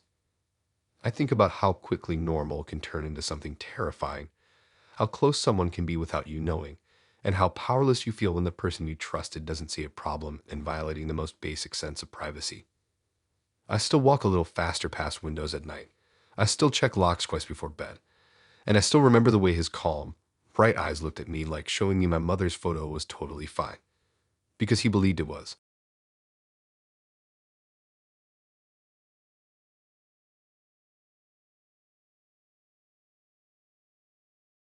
I wasn't expecting anything fancy that night. Honestly, I had low expectations, which is probably why I was so relaxed when I walked into that tiny Italian bistro Megan picked. The kind of place with deep red walls, half the lights dimmed, half too bright, and a smell that hit you the moment you stepped inside. Garlic, oregano, something sweet in the bread. The kind of place where people sit in booths and think they're in a movie when really it's just another Thursday night. I spotted Megan immediately. She was at a corner table with one of those oversized scarves wrapped around her neck and a small notebook peeking out of her bag. She waved at me, smiling, and I felt that usual nervous first date bubble, a mix of excitement and dread, start in my chest. She had this calm, assured energy, like she already knew how the night was going to go. That's when I noticed something else. Sitting on the table in front of her, next to a folded menu, was a tiny black device. I didn't recognize it immediately, but when I got closer, I realized it was a voice recorder. I thought maybe she worked in media or research, so I tried not to freak out. I sat down across from her, and the first few minutes were normal. She asked about my day, how I was enjoying the week, a little about my job. I answered cautiously, trying not to stare at the device, which now seemed to hum with quiet anticipation. She had this half smile on her face, not awkward, not hostile, just focused. Then she leaned forward and picked up the recorder, setting it squarely in front of both of us. She told me she needed an accurate record of our conversation for later analysis. I blinked mid-laugh at something she said, and suddenly felt like I was trapped in a psychology experiment I hadn't signed up for. I asked her if she was joking, hoping maybe this was some quirky icebreaker. She wasn't. Her calm eyes never flicked, never wavered. She said she wanted to capture everything precisely, for study purposes. I laughed nervously, tried to downplay my rising anxiety. I mean, people have hobbies, right? Some people record interviews or podcasts or whatever. But this wasn't that. She didn't explain why or what she planned to do with it later, just that she needed a record. It made me feel exposed in a way I didn't expect on a first date. Every word I said, every laugh, every pause felt suddenly magnified. I caught myself carefully choosing phrases, wondering if they'd sound foolish later when she played it back. The waiter arrived, and Megan ordered for both of us, glancing down at the recorder as if it were part of the menu. I kept trying to act normal, but it was impossible. The little device stared at me like it had a life of its own. She talked casually about her week, her hobbies, friends, even her dog. But every story came with this subtle reminder. Everything you're saying is being recorded. Even my smallest gesture of lifting my fork felt like it was being analyzed. She asked questions about my childhood, my family, my job, friends, and my thoughts on relationships. I answered them, keeping my voice steady, trying to sound like the kind of person who could handle this situation with grace. But inside, I was simmering. I kept thinking, why would someone need a verbatim record of a first date? It felt invasive, like she wanted a version of me that could be studied and scrutinized at her convenience. Halfway through the meal, she asked me to repeat something I'd already said because she wanted to make sure she caught it clearly. I stared at her, fork halfway to my mouth, wondering if I'd misheard. She just nodded, almost apologetically, as if this were a completely normal request. At this point, the absurdity of the whole thing hit me, but it wasn't funny. It was deeply uncomfortable.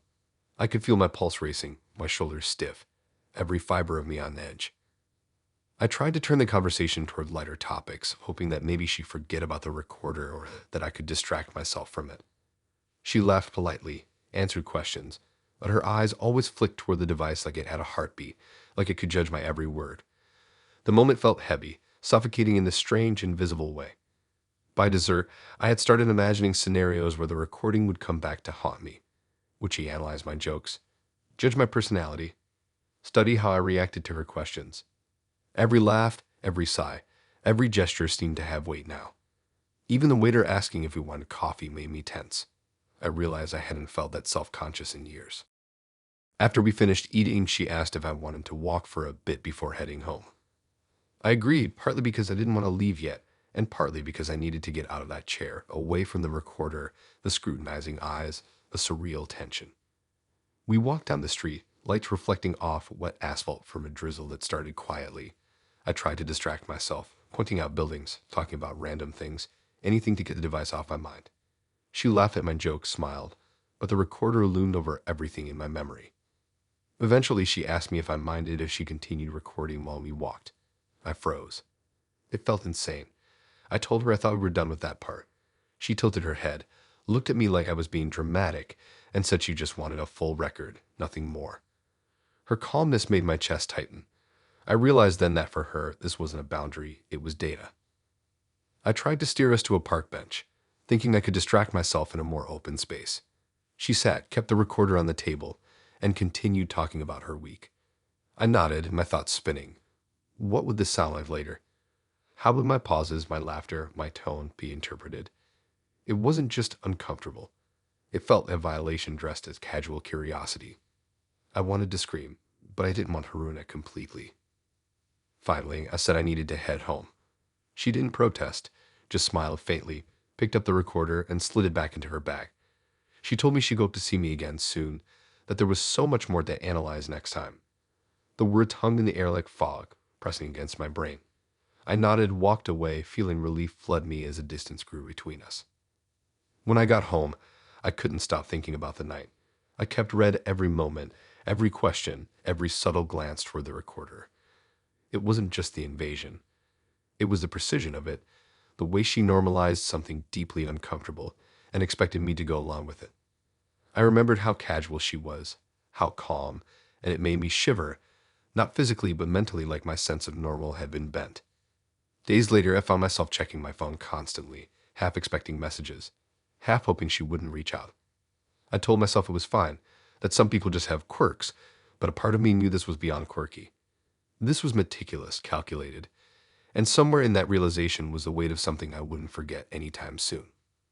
Even now, when I think of Megan, I think of the little black recorder sitting between us on that red velvet booth. I can feel its presence like a phantom, reminding me of the night I realized just how quickly a simple dinner could turn into something that made you question safety, privacy, and every boundary you thought existed. The next time someone casually mentions recording or note-taking on a first date, I think about how calm Megan was, how normal she made it feel, and how terrifying that normalcy actually was. Because it wasn't just dinner. It was a study I had never agreed to participate in, and the memory of it sticks in ways I can't shake.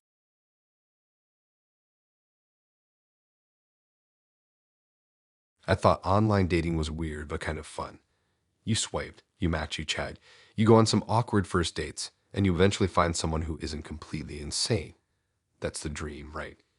Christian came along in the middle of one of those apps, like a random blip that turned out to be way more complicated than I expected. At first glance, he seemed normal. His profile had a decent photo, hobbies that matched mine, a sense of humor that came through in his messages. Nothing alarming, nothing that made me pause. We started chatting casually.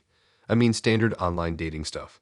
Memes, small talk, late night conversations about favorite shows. We meshed, which was exciting. It felt like talking to someone who really got me, which I hadn't felt in a long time. There was laughter and shared opinions, and this easy flow where I didn't feel the need to carefully filter every sentence. It was refreshing. Months went by. We kept messaging, sometimes video chatting, slowly learning about each other. He seemed genuinely interested, which felt good. I told him things I hadn't told many people. Little stories from my childhood, hopes for the future, even some embarrassing moments I usually keep to myself. I started feeling like I could trust him, which is saying a lot because online trust is fragile at best. Then he asked to meet in person. He said he wanted to see if the chemistry online carried over into real life. I agreed, cautiously optimistic. I wasn't expecting fireworks, just a decent conversation, and maybe a laugh over coffee or drinks. The night was set at a small coffee house downtown, a place with exposed brick walls, soft lighting, and the smell of espresso lingering in the air. Perfect for a casual first date. I arrived early, nervously glancing around. The place was cozy, almost empty, and Christian was already there, sitting at a corner table with a cup of black coffee, scrolling on his phone. He looked up and smiled when he saw me, and for a second, everything felt normal. The conversation started easy, funny, light. We talked about music, movies, the usual icebreaker topics. I thought, okay, this is fine. This is exactly what I expected. Then he dropped the bomb. Casually, like he was telling me the weather, he revealed that he hadn't been completely honest online. He admitted he had spent 6 months pretending to be someone else. Every photo, every interest, every detail he had shared, it had all been filtered through a fake profile he created. He said he did it to make sure I was compatible before meeting in person. I froze. My coffee cup hovered in midair as my brain tried to catch up. 6 months. 6 months of talking, laughing, sharing my life, all based on a lie. I didn't know what to say. My mouth opened, closed, and opened again. He kept talking, explaining calmly, as if this were the most reasonable thing in the world. He said he didn't want to waste time on someone who wasn't right for him. He said he needed to know my personality before revealing himself. He said he wanted the real connection, but the way he went about it made me feel like I had been under a microscope without knowing it. He explained the fake profile was similar to his real self, but with subtle differences. Interests I thought were genuine, moments I thought were spontaneous. They were all curated, carefully presented to see how I'd react. He said he wanted authenticity, and that his methods were just his way of testing it. I stared at him, trying to process. My stomach was twisting in ways I didn't know were possible. 6 months, all that time, and I had no idea who I was talking to. It wasn't just online chat. It was my trust, my willingness to be open, my own perception of reality that felt like it had been manipulated. The world tilted slightly, like someone had yanked the rug out from under me. He kept talking, unaware or maybe deliberately ignoring the fact that I was spiraling. He told stories about the fake profile, about moments that had been orchestrated to see how I'd respond. Every memory I thought was shared in confidence suddenly felt contaminated, like a movie set where the actors tell you the ending before the scene even starts. I tried to calm myself. I asked why he thought this was acceptable. He said he had good intentions.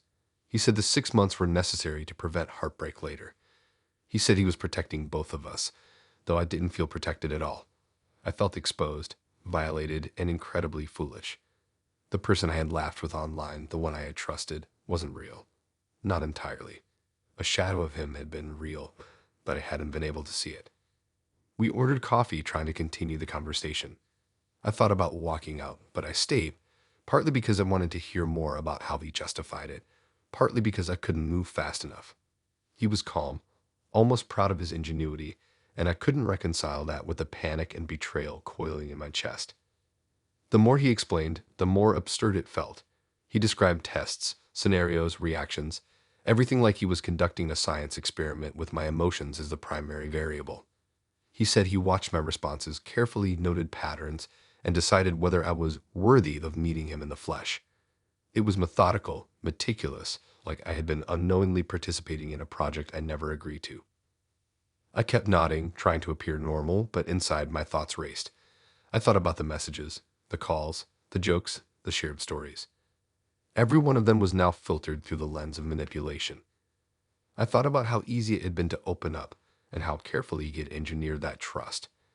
I felt simultaneously betrayed and foolish, a weird mix of anger and disbelief. At some point, he reached across the table and said he hoped we could start fresh now, meet as real people. I wanted to scream, wanted to push back, wanted to tell him he had no right to manipulate someone like this. Instead, I told him I needed time, not to think about us, but to think about reality itself. I left the coffee house, the autumn air hitting me with a force that made me shiver despite my sweatshirt. I walked home slowly, replaying every message, every conversation, every laugh. 6 months. 6 months of a relationship that hadn't existed in truth, only in a curated, calculated version of reality. I felt like I had been living in a bubble that popped violently. I checked my phone constantly, wondering if I'd misread any signs, if anything had been genuine at all. It was terrifying how easily my trust had been manipulated. Days later, he texted, trying to arrange a real date, now that the experiment was over. I ignored it. I deleted the messages, blocked the number, avoided the profile entirely. The betrayal felt too deep. 6 months of careful construction had been enough to erode any willingness I had to engage. I kept thinking about how confident he had been, how calm, how normal he had seemed. It was the contrast that made it worse, the ordinary demeanor masking months of deception. I realized how easily someone could slip under your radar with a low patience and planning. It wasn't funny. It wasn't romantic. It was manipulation disguised as careful consideration. Even now, I think about that period with a strange mix of disbelief and horror. I replay the chats in my head, imagine the fake scenarios, and cringe at how unaware I had been. I think about trust, about online personas, about how easily someone can manufacture a false reality and slip inside your life without you realizing it. The date with Christian ended, but the aftermath didn't. I spent weeks checking locks on my mental doors, questioning every interaction with people I met online, and constantly reminding myself to look for authenticity. 6 months of lies had taught me a lesson I never asked for, one that left me wary, cautious, and deeply unsettled. I still think about that coffee house, the smell of espresso, the way he smiled like everything he did was justified. I think about the calmness of someone who had spent half a year shaping my perceptions and the sheer audacity of believing I'd be okay with it once the truth came up. It wasn't okay. It wasn't fine. It was manipulation, plain and simple. 6 months of fake, 6 months of careful observation, 6 months of lies. It's a date I can't erase, a person I hope I never see again, and a reminder of how quickly trust can be manipulated when someone is patient enough to plan it.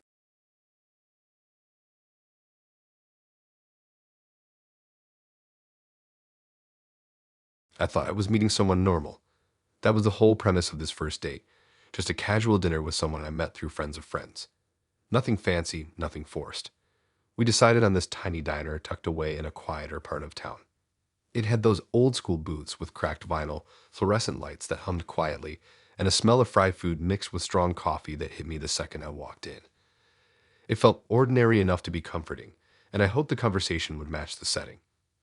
Rachel was already there when I arrived, seated in the corner with a coffee cup in front of her and a small notebook lying next to it. She waved when she saw me, smiling like she'd been expecting me all along, and I felt that familiar mix of excitement and nervousness. We exchanged greetings, ordered food, and started talking. It was light at first: work, hobbies, movies we liked, the usual small talk. She seemed pleasant, easy to talk to, and I thought maybe this would be a nice, relaxing evening. But then she said something that made my stomach flip. Casually, like she was mentioning the weather, she told me she had volunteered at my nephew's school. I froze for a second, unsure if I heard her correctly. She smiled and explained as she just wanted a chance to observe the family stock before our date. My fork nearly slipped from my hand. I stared at her, trying to process what she had just said. Observe the family stock.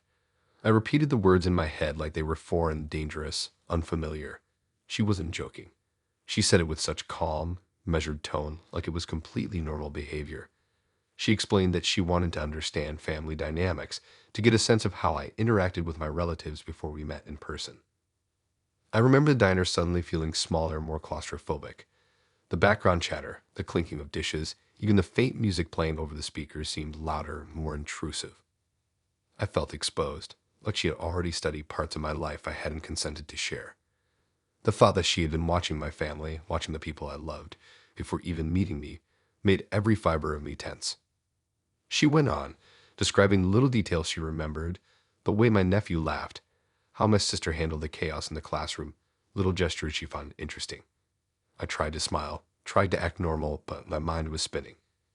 I couldn't believe someone would casually admit this on a first date, like it was some quirky fact. It wasn't quirky. It was invasive, and my brain struggled to reconcile the pleasant face in front of me with the behavior she had just admitted. As we ate, I noticed how her eyes kept flicking toward the way I reacted. She would ask a question about the menu or my day, and then study me as if every facial expression, every slight hesitation was data to record and analyze. She smiled often, laughed at things I said, but it was that observational gaze that set me on edge. I realized she wasn't just learning about me, she was dissecting me. I tried to steer the conversation toward neutral topics, things she couldn't have studied in advance. We talked about favorite movies, books we liked, travel plans. But even then, I couldn't shake the feeling that she had a mental checklist, comparing me to some imagined standard she had formed over weeks of observation. Every joke, every laugh, every pause felt magnified, scrutinized. Halfway through the meal, She casually mentioned another visit to my nephew's school. She said she liked to see patterns in behavior, to note personality traits in people close to those she was interested in. She framed it as research, as if she were a scientist studying a subject, but the subject was me and my family. My hands were sweating, and I realized my appetite had completely disappeared. I pushed my plate around, barely touching it, trying to mask my growing panic. I considered leaving right then, but I felt trapped in the conversation. She was too calm, too steady, too unassuming. Walking out would make me seem irrational, overreacting, and she would probably read every flicker of my panic and turn it into more data. So I stayed silent, letting her talk while I tried to keep my mind from spiraling. She continued sharing details she had noticed, commenting on interactions she had observed, as if she had been watching not just the family, but me through the lens of my family. She described little habits, mannerisms, expressions. It was creepy, not overtly threatening, but the precision of her observations made it clear she had spent more time studying people close to me than I had ever imagined. As dessert came, she leaned in and said she hoped observing the family stock would help her understand if we were compatible. I felt like the room then tilted. Dessert sat untouched in front of me, my fork hovering in midair. I realized she had spent time analyzing my personal life, my family's behavior, my environment, all before a single meal with me. The casualness of it was staggering. She didn't blush, she didn't stammer, she didn't hesitate. She simply expected me to continue the date as if this were normal. I wanted to leave, to disappear into the night, but I couldn't quite bring myself to do it. We finished the meal in tense silence. She kept smiling, chatting lightly about nothing important, but every word felt loaded with the knowledge she had already accumulated.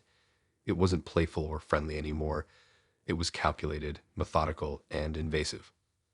Walking out of the diner, I felt like the night air hit me with too much force, like reality itself was unsteady. I wanted to tell someone what had happened, but it felt surreal, too strange to explain. No one would understand that a first date could involve someone casually admitting to studying your family without your knowledge. It was personal, intimate, and unsettling in ways that I couldn't shake. I got home and immediately checked my messages, worried she might follow up or try to contact my nephew or my sister. Thankfully, she hadn't, but the thought lingered. I replayed dinner over and over, every moment, every glance, every casual mention of the school, and felt my pulse tighten. The violation wasn't physical. It was psychological, subtle, and invasive. The more I thought about it, the more I realized how she had framed it as something innocuous. She had convinced herself that her research was normal, even polite, and expected me to react calmly. The way she had integrated herself into my family's life without consent felt like a breach, a boundary crossed before the date even began. Weeks later, I still thought about her. I couldn't stop replaying the dinner, imagining the careful observation, the mental notes, the quiet judgments she had made. I started paying more attention to the people I introduced her to, the way she interacted with my family in casual conversation, wondering what she noticed and recorded mentally, like she had rehearsed a play I wasn't aware I was part of. It changed how I viewed first dates. What had seemed normal, casual, safe, now felt precarious. I realized that someone could appear completely ordinary and charming while quietly dissecting every detail of my life and the people I cared about. It wasn't threatening in the traditional sense, but it left me hyper-aware, cautious, and suspicious of someone's intentions from the very beginning. Even now, when I pass my nephew's school, when I think about friends and family, I remember her calm, methodical way of framing her observation as a reasonable step in dating. It's unsettling how casual and normal she made it seem. I think about how easily someone can manipulate situations under the guise of curiosity, and how quickly trust can be undermined without ever raising an eyebrow. I haven't seen her since that dinner, and I don't intend to. The lesson isn't one I asked for, but it left a mark. A first date that should have been light and fun turned into a mental minefield, all because someone felt the need to study my family before even talking to me properly. I still replay the diner in my mind, the smells, the flickering lights, the quiet hum of conversation around us, and most of all, her calm, analyzing eyes that never wavered.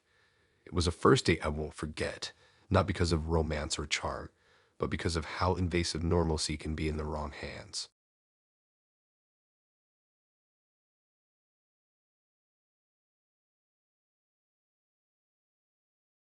I didn't expect much from this date.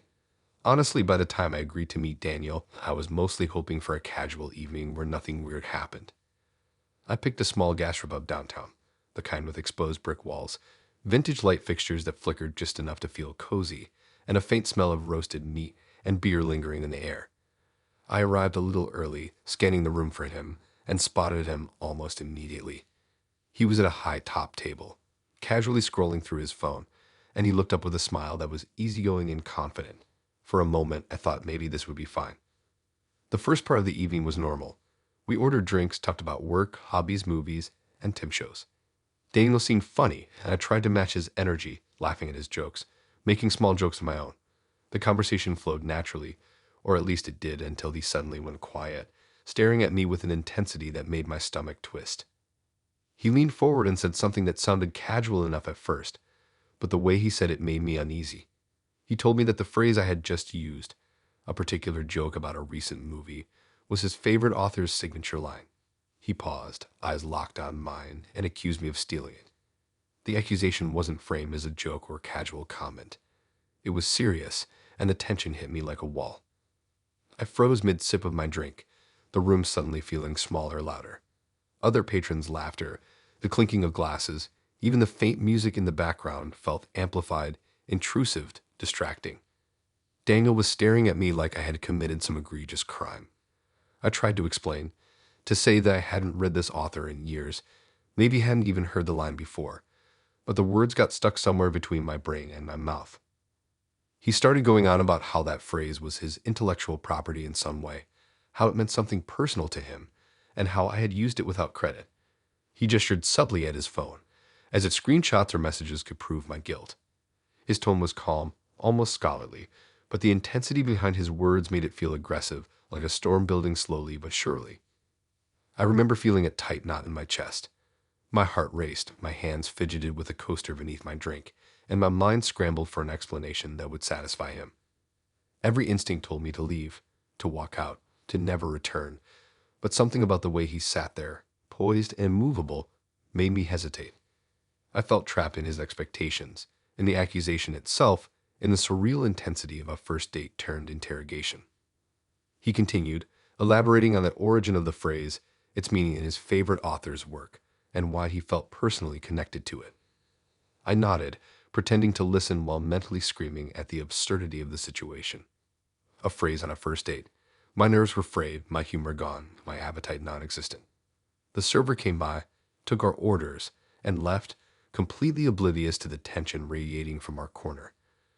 I wanted to laugh at the absurdity, but I couldn't. The humor was buried beneath fear and disbelief. As the drinks arrived, I tried to steer the conversation elsewhere. I asked about his work, hobbies, travel, anything to distract him from the line I had supposedly stolen. He smiled faintly, answered briefly, but kept circling back, weaving the topic like a spider spinning a web. Every time he returned to it, I felt my chest tighten further, my palms sweat. It wasn't just the accusation, it was the persistence, the intensity, the way he made me feel like a criminal over something so small. I started observing him closely, trying to gauge if he would escalate. His calm, unwavering demeanor made him unpredictable. He wasn't yelling, wasn't gesturing wildly, wasn't obviously threatening, but there was a subtle undertone, a quiet insistence that this phrase mattered in a way that overpowered the setting, the moment, and my ability to relax. The date felt like a psychological tightrope, and I was walking barefoot. At some point, I realized I had stopped speaking freely. Every sentence was measured, every laugh calculated, every gesture considered.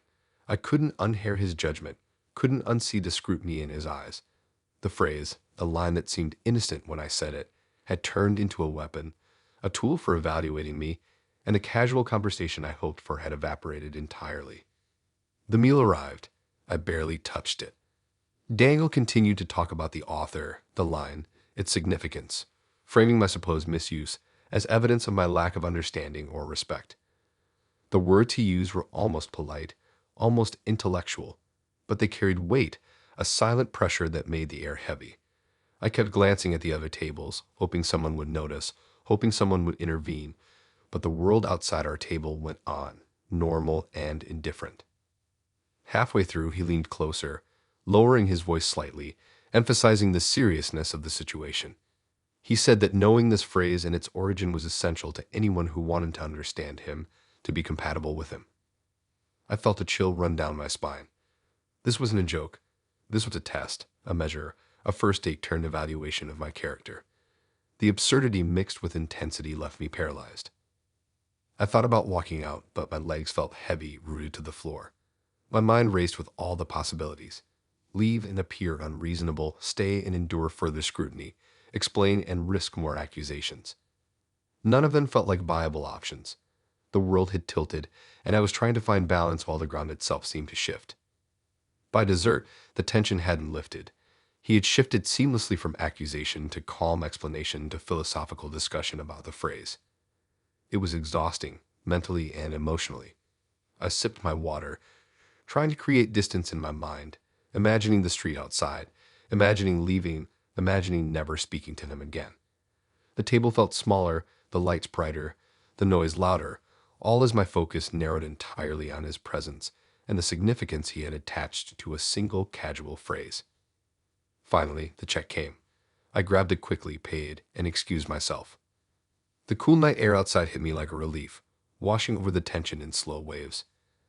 I walked quickly, feeling my heart rate settle slightly, replaying every moment, every word, every subtle pause. The absurdity of it all stayed with me, but at least I was free from the direct intensity of the moment. Days later, I thought about the date frequently, more in disbelief than anger. The stolen phrase, the accusation, the intensity, it was surreal. I couldn't wrap my head around how a single line could become the centerpiece of a first date, how someone could turn a casual comment into a personal affront and evaluation. The memory stuck, a strange mix of humor, fear, and frustration, a cautionary tale about taking things at face value and reading the room, something I hadn't realized I needed to do until that evening. Even now, when I think about first dates, I picture Daniel's calm, unwavering stare, the weight he attached to words, the way the simplest thing can be twisted into something heavy and serious. The memory lingers, a reminder that sometimes normal interactions can take strange, intense turns, and that humor or casual conversation can be weaponized in ways you never anticipate. It's one of those nights I can't forget, not because it was fun or romantic, but because it was mentally exhausting, surreal, and completely unnerving. First dates should be easy, light, and maybe awkward in funny ways, but this one wasn't. It was a lesson in caution, perception, and the unpredictable nature of human intensity. The stolen phrase and the quiet rage it triggered in him will stick with me forever, a bizarre marker in my dating history.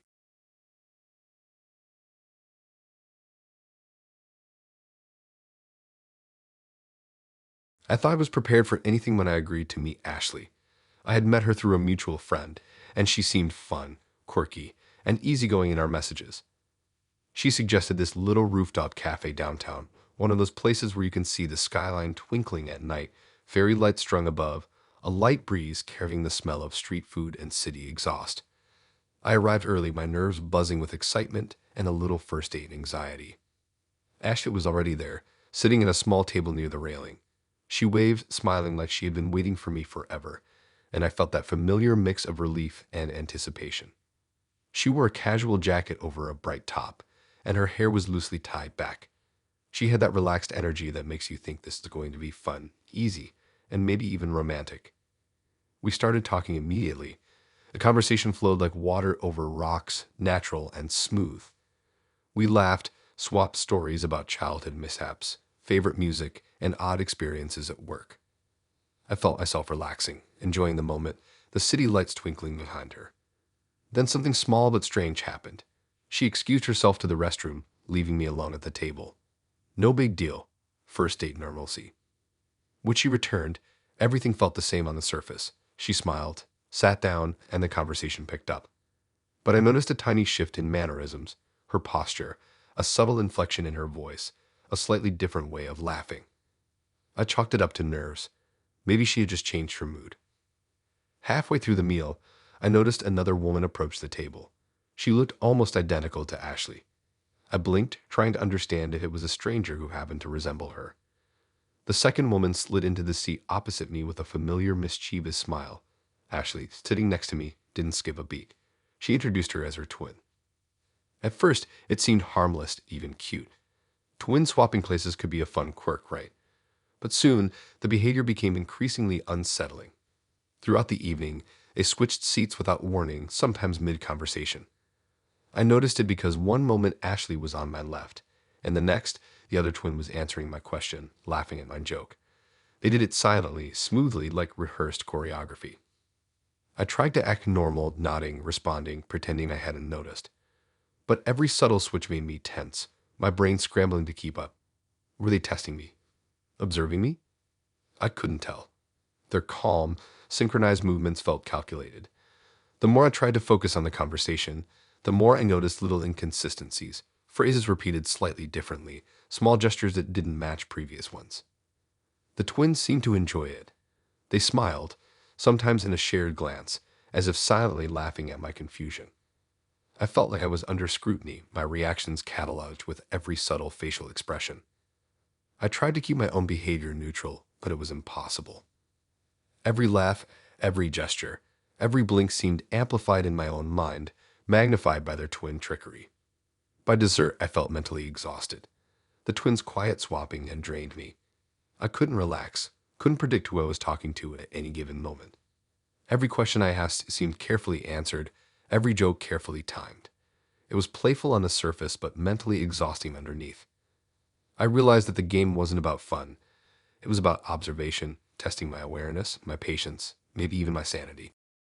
At one point, I excused myself to go to the restroom, thinking I needed a break from the constant mental juggling. When I returned, one of them was waiting, the other had disappeared momentarily, and the pattern continued, keeping me perpetually on edge. The simple act of ordering coffee or reaching for dessert became tense exercises in attention, wondering who I was interacting with. Throughout the evening, I tried to ask questions that might reveal the swapping, subtle cues that could trick them into giving themselves away. Sometimes it worked. A slight delay in response, a repeated phrase, but mostly they stayed in perfect sync. Their calm demeanor made the game feel even more intense. I was constantly measuring myself, my reactions, how much I noticed, and whether I could keep up with them. The city outside was quiet, lights flickering in a way that should have been romantic. Inside, I felt trapped in this surreal, playful, yet deeply unsettling performance. What should have been a simple first date became a mental exercise in perception, focus, and adaptability. Every laugh, every gesture, every shift in seat had significance, and I couldn't stop analyzing them, second-guessing myself, wondering if I was missing a clue. Finally, the twins stopped switching. They shared a knowing glance and smiled at me like everything had gone according to plan.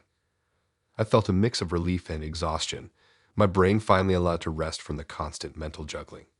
The evening ended cordially. It walked me to the street, chatting lightly, smiling, making it feel normal again. But I knew the night had left an imprint. Walking home, I replayed every moment in my head. The subtle seat switches, the shared glances, the precise timing of their words. It all felt like a test, an elaborate trick to see if I could detect, notice, or stay calm under the strange pressure. I realized that the playful facade had a methodical core, a carefully executed observation, and I was the unwitting participant. Even days later, I thought about the twins constantly.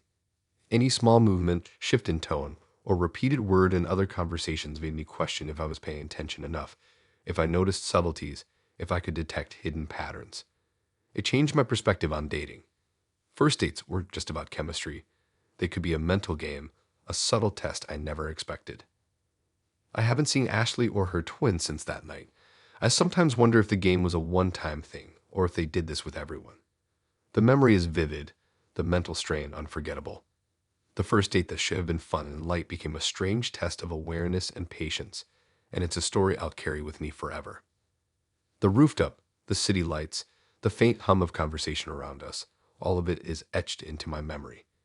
The twins' calm, synchronized movements, their smiles, their subtle glances, those are the moments that stick. It wasn't dangerous, not physically, but it was a mental workout unlike any first date I've ever experienced. It was a night of observation, subtle trickery, and quiet games, and I left both exhausted and amazed.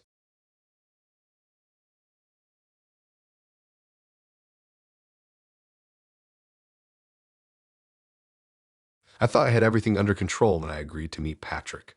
I have been cautious with online dating lately, sticking to local spots, checking reviews, and making sure the plan was straightforward.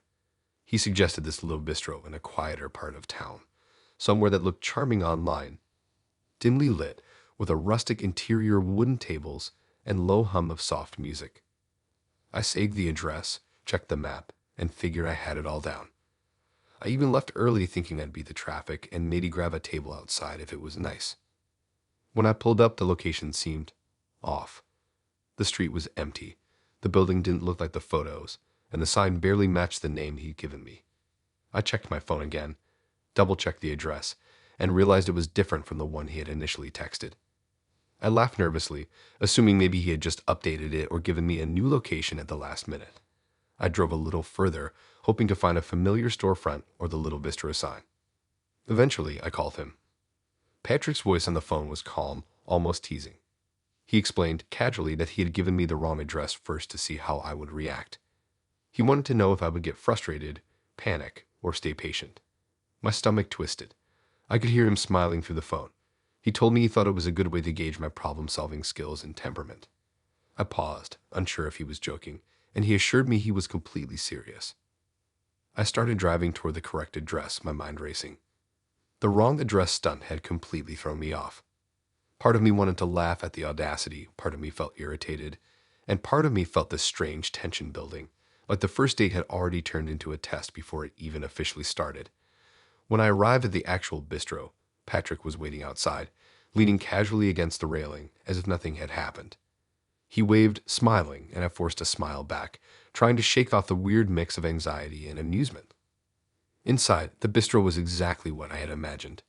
Dim lighting, rustic decor, the faint smell of roasting coffee and grilled vegetables. The tables were spaced nicely, giving us a bit of privacy, and a soft jazz track played over the speakers. For a moment, I thought maybe we could start fresh, forget the wrong address trick, and have a normal first date. Patrick was charming at first, making small jokes, asking about my day, my work, my hobbies. But the early tension lingered in the air, unspoken, like a shadow stretching across the table. Every time he smiled or leaned in, I couldn't help but think about the audacity of giving me the wrong address intentionally. Was he trying to manipulate me, test my patience, or just impress me with some strange experiment he had concocted? As the meal progressed, he started subtly referencing the wrong address stunt. He would make little comments about patience, problem-solving, and adaptability. At first, I laughed politely, trying to mask my lingering frustration, but the repetition made me increasingly aware that he was watching me, judging how I reacted. Each laugh, each question, each sip of water felt observed and noted, as if I was part of some silent experiment. I tried steering the conversation toward neutral topics. We talked about travel, childhood memories, favorite movies. I was careful with my responses, measured my laughs, and even monitored my gestures. The early stunt had put me on edge, and I wasn't about to give him the satisfaction of seeing me flustered again. Still, a part of me wanted to ask why he thought this was acceptable, why he had to turn a first date into some kind of test.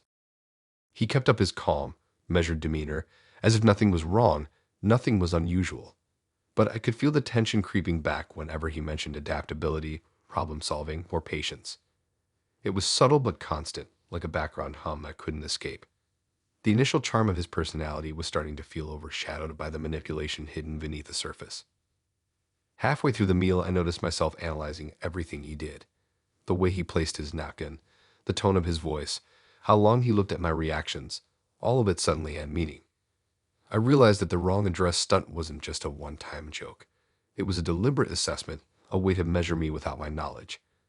That realization made me feel both unnerved and irritated. By the time dessert arrived, I was mentally exhausted.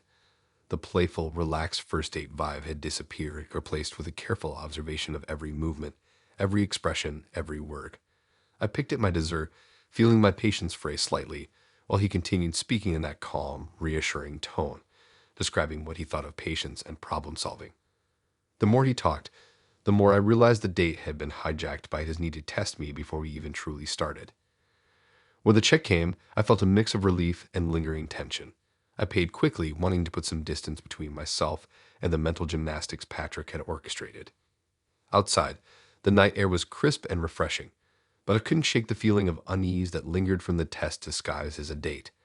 I walked home slowly, replaying every moment, every subtle reference, every small smile that had made me second-guess my reactions. Over the next few days, I thought about the date constantly.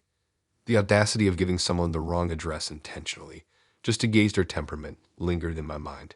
It wasn't a normal first date experience. It was a deliberate exercise in observation and assessment, and I hadn't even agreed to participate in it. The more I thought about it, the more it felt like manipulation, cleverly hidden behind charm and casual demeanor. I realized that Patrick had used a simple trick, a wrong address, to create a complex psychological scenario. My patience, problem-solving skills, and even my ability to remain calm under pressure were all tested without my knowledge or consent.